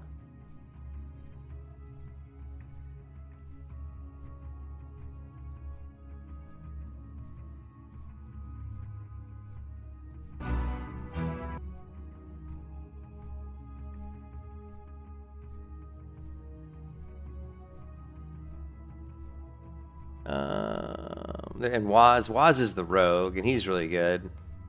I don't think he has much personality. I don't know the other two. I don't know JT. I don't know Mers. I don't know these guys. Big Mex we know. Big Mex has got a good personality. Big Mex does a lot of YouTube content, and he seems like he's a British guy, and he seems like a really nice person. I've watched some of his videos on Guides on Hunter, and he's very knowledgeable with the Hunter class. Raikou, good mage. Thessia, really good mage. Thessia is an excellent mage. Zhang, this guy here, he's a hell of a shaman. This guy's a really good shaman player. Like, really good.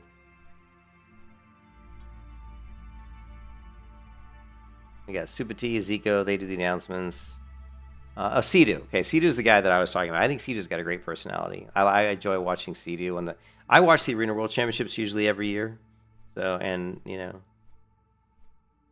Yeah, I can't watch Peo. I think Peo's an idiot. Sorry, I can't watch Peo. He comes across as just kind of an idiot. I don't like watching people that act stupid just to be... I don't like watching people that act stupid just to be entertaining. Like, because to me, stupid is not entertaining, but that's just me. So Peo just acts like an idiot. Some people find it entertaining. Savix seems like a nice guy. I like Savix. I mean, he seems like a nice dude. But yeah, I like watching the Arena World Championships. I think they're really fun to watch. You get to see the really skilled players, and you get to see you get to learn stuff too. Like if you're interested in doing PvP, the problem is it's retail, so you would have to play retail, but you can learn a lot, you know. Yeah. Is that his personality? He's just like a weirdo? Okay, well, yeah, well, that's his personality. But I actually thought he was acting like... It just seemed like he was acting like an idiot just to get reactions out of people. But if that's the way he... that's just the way he is, that's the way he is, I guess. Yeah, I don't really enjoy watching... I don't really enjoy watching Peo. Although I did watch the time when he was... Remember the time that Peo was knocking people off the bridges? You know when you're like in... I did see a clip of him, I don't know what year it was, when you're out here in the Thousand Needles, there's some of those areas where you crawl across the bridges. I don't know if it was the Great Lift he was doing it on, or if he was doing it on the Free Wind Post. You know what I mean? So, and it was pretty funny. He was knocking people off. Zaryu? I just think Zaryo's a little bit phony sometimes. I talked to Shobek. I've never talked to Shobek until recently because he's the guild master of my guild, and I talked to him in Stormwind, just private messaged him, and I will say that he was very nice, and that he showed that he had a lot of knowledge of the lore of the game, and so I will say that Shobek seemed like really nice. He seemed really nice. Yeah, the only thing, I don't know if you're being serious about Zarya or if you're just being facetious there, Cerberus. Yeah, Shobek is he's definitely bizarre, but he was when I talked to him, he was very nice. My thing with people is if they're honest. My biggest thing with people is if I want people, like, as long as people are being themselves and being honest and they're nice, then I'm gonna love them. I'm like, a great person. If you're honest and you're nice, that's the qualities that are going to impress me the most. You know, being true to yourself is what's going to impress me. When people create the fake personas to be streamers, I don't like that. You know, and when they lie, I mean, lies is the thing I hate the most. Like, if you lie, that'll really, yeah, I don't like people that lie. Oh, did Shobek do that? Oh, that's crazy. Yeah, Shobek's definitely he's definitely odd, man. He's definitely odd. I didn't know he was kicking people from his guild because they wouldn't go raid with him. Yeah, but he's definitely a little bit different. Yeah. But it's weird, man. You know how streamers are, man. Like, yeah, they're very polarizing. You know, like the streamers that do the best have very dynamic personalities.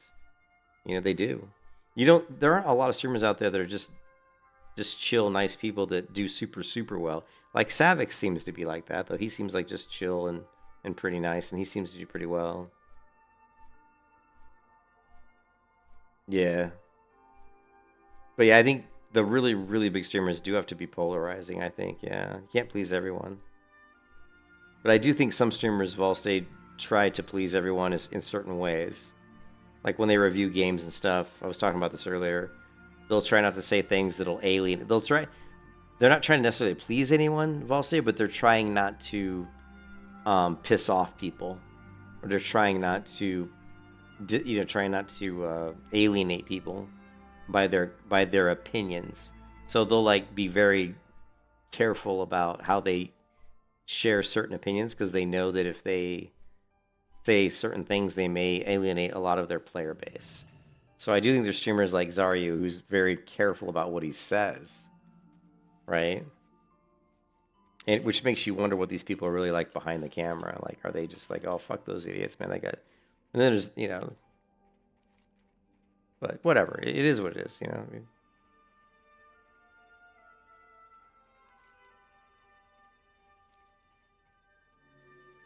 yeah, that's me. I can't do that either. I can't walk on eggshells. I'm just going to tell you my opinion. And I could be 100% wrong, and that's fine. And again, honesty to me is the best policy. As long as you're being honest.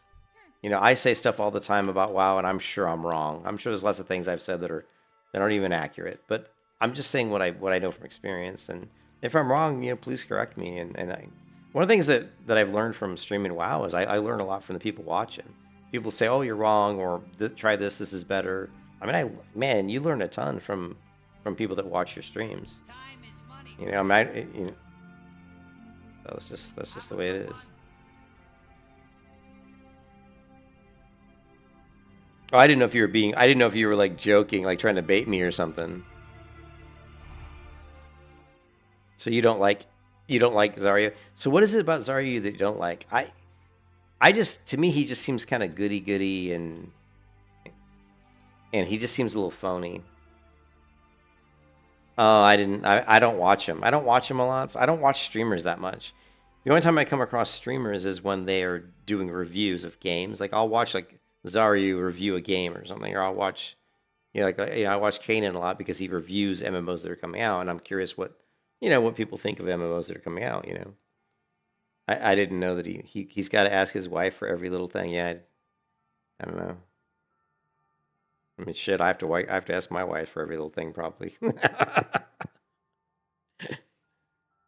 I mean, the wife probably wears the pants in my marriage. I'm not gonna lie. I mean, that's probably true and not true on some level. So I handle all the finances and I handle all the money, and I'm the one who puts my foot down for certain things. But that's gonna be married in 2026. But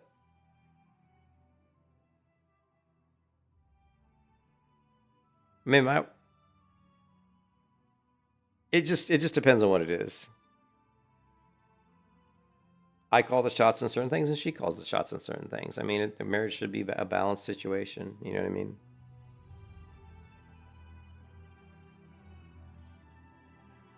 Female-led relationship. So what you're saying, Celebrus, is you're like one of those masculine men who just feel like men should be in charge. Is that what you're saying? Nah, a good marriage should be a cooperative effort. There should be give and take on both sides.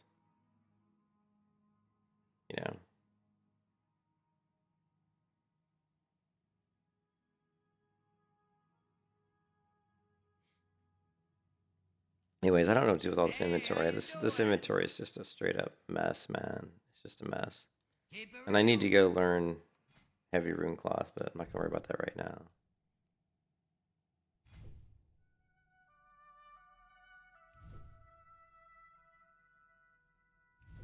Oh, is that what happened? Is that what his wife said? I don't know. Like I said, I don't know anything about it. I don't really watch streamers that much. Like, I literally have watched... The only time I've really watched Zarya is when he's reviewing a game or giving an opinion on Classic Plus or something. Like, I've seen some Zarya where he's talking about, his opinions on maybe what Classic Plus what would be fun in Classic Plus. And, I'm very interested in Classic Plus, curious to see, what we might get. I think anybody who's a big fan of Classic WoW is going to be pretty interested in that. So let's sell this. Let's sell this. Let's sell this. Trying to figure out how we can clear out some inventory because it's just a nightmare. We don't need this. Yeah. God, this inventory is a nightmare.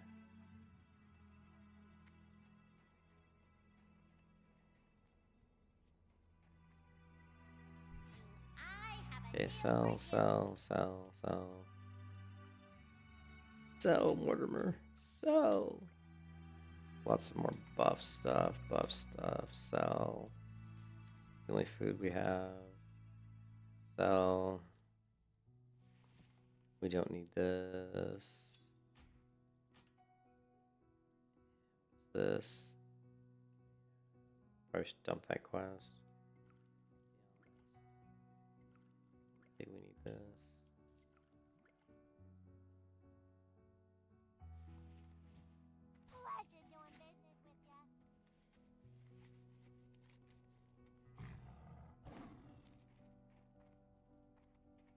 Alright, I think we're in a pretty decent spot. I'm probably going to stop the stream here, guys, because Ooh, we got some nice level 60 content quests here.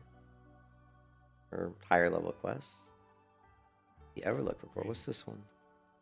See you around. Deliver this to... Oh yeah, let's grab that one. For the Alliance. Deliver the books to... Lights Up Chapel. Yeah, let's go ahead and do that one too. Need help? Fine panel. No, I don't think I'm going to do that one.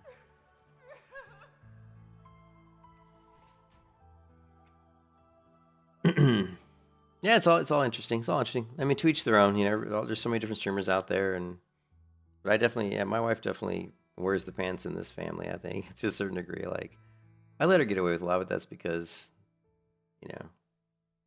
that's because I love my wife, though. So, but when it comes to certain things, I put my foot down. So, but I let her get away with a lot of stuff. But that's because, like I said, I love my wife, so it's just the way it is. But he's a bit slow too, but oh well. Slow in what way? What do you mean, slow in what way? I'm slow leveling, I can tell you that. But yeah, that's weird though that I don't know. Cargos got divorced, man. I think he did, yeah. But I mean that he just was yeah, I'm not gonna say anything about Cargos because I don't know the situation, but it does feel like he focused a lot on gaming. And you know, the thing in relationships, I mean, that was a problem for me and my wife too. She gets mad at me sometimes when I game too much. And I think that's pretty normal in any gamer who's got a girlfriend or a wife. I mean, they typically run into that issue. You know, where their wife's like, you know, wanting more time, you know. Cutie pie, I'm a cutie pie. League of Legends, he's so nice, but damn. Yeah, I don't know. I don't know anything about League of Legends. I've played League of Legends like a total of like 3 hours in my life, probably. Mostly because I don't like isometric games, but I've played Smite a shit ton. I spent a good year where pretty much the only game I played was Smite, and that's a MOBA, but it's a 3D MOBA.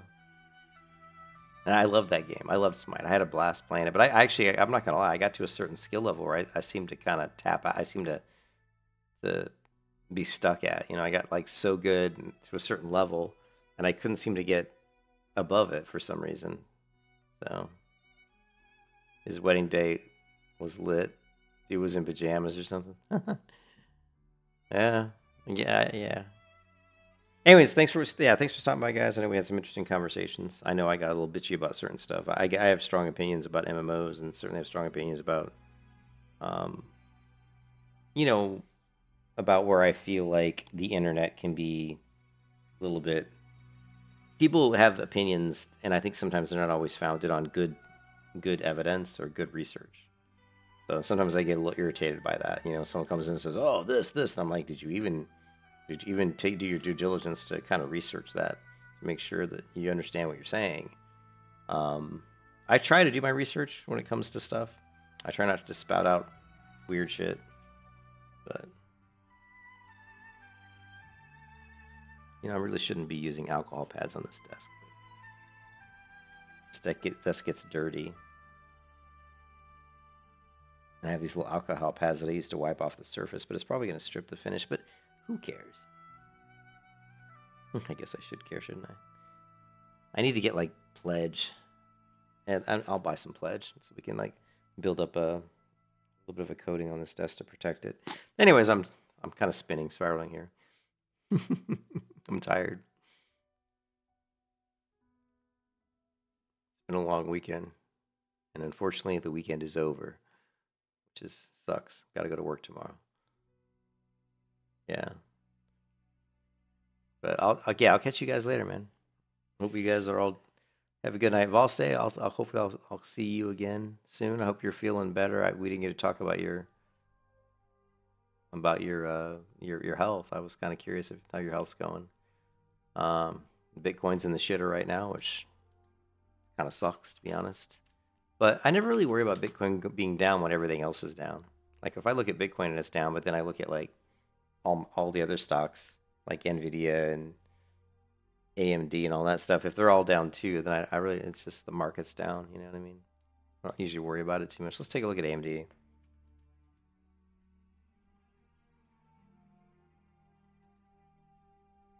Yeah, I mean like AMD's down. Let's take an Nvidia price.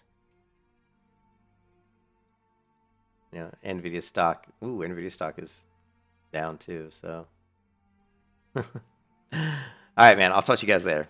Peace out, everybody. Hope everybody has a good one, man. Peace out.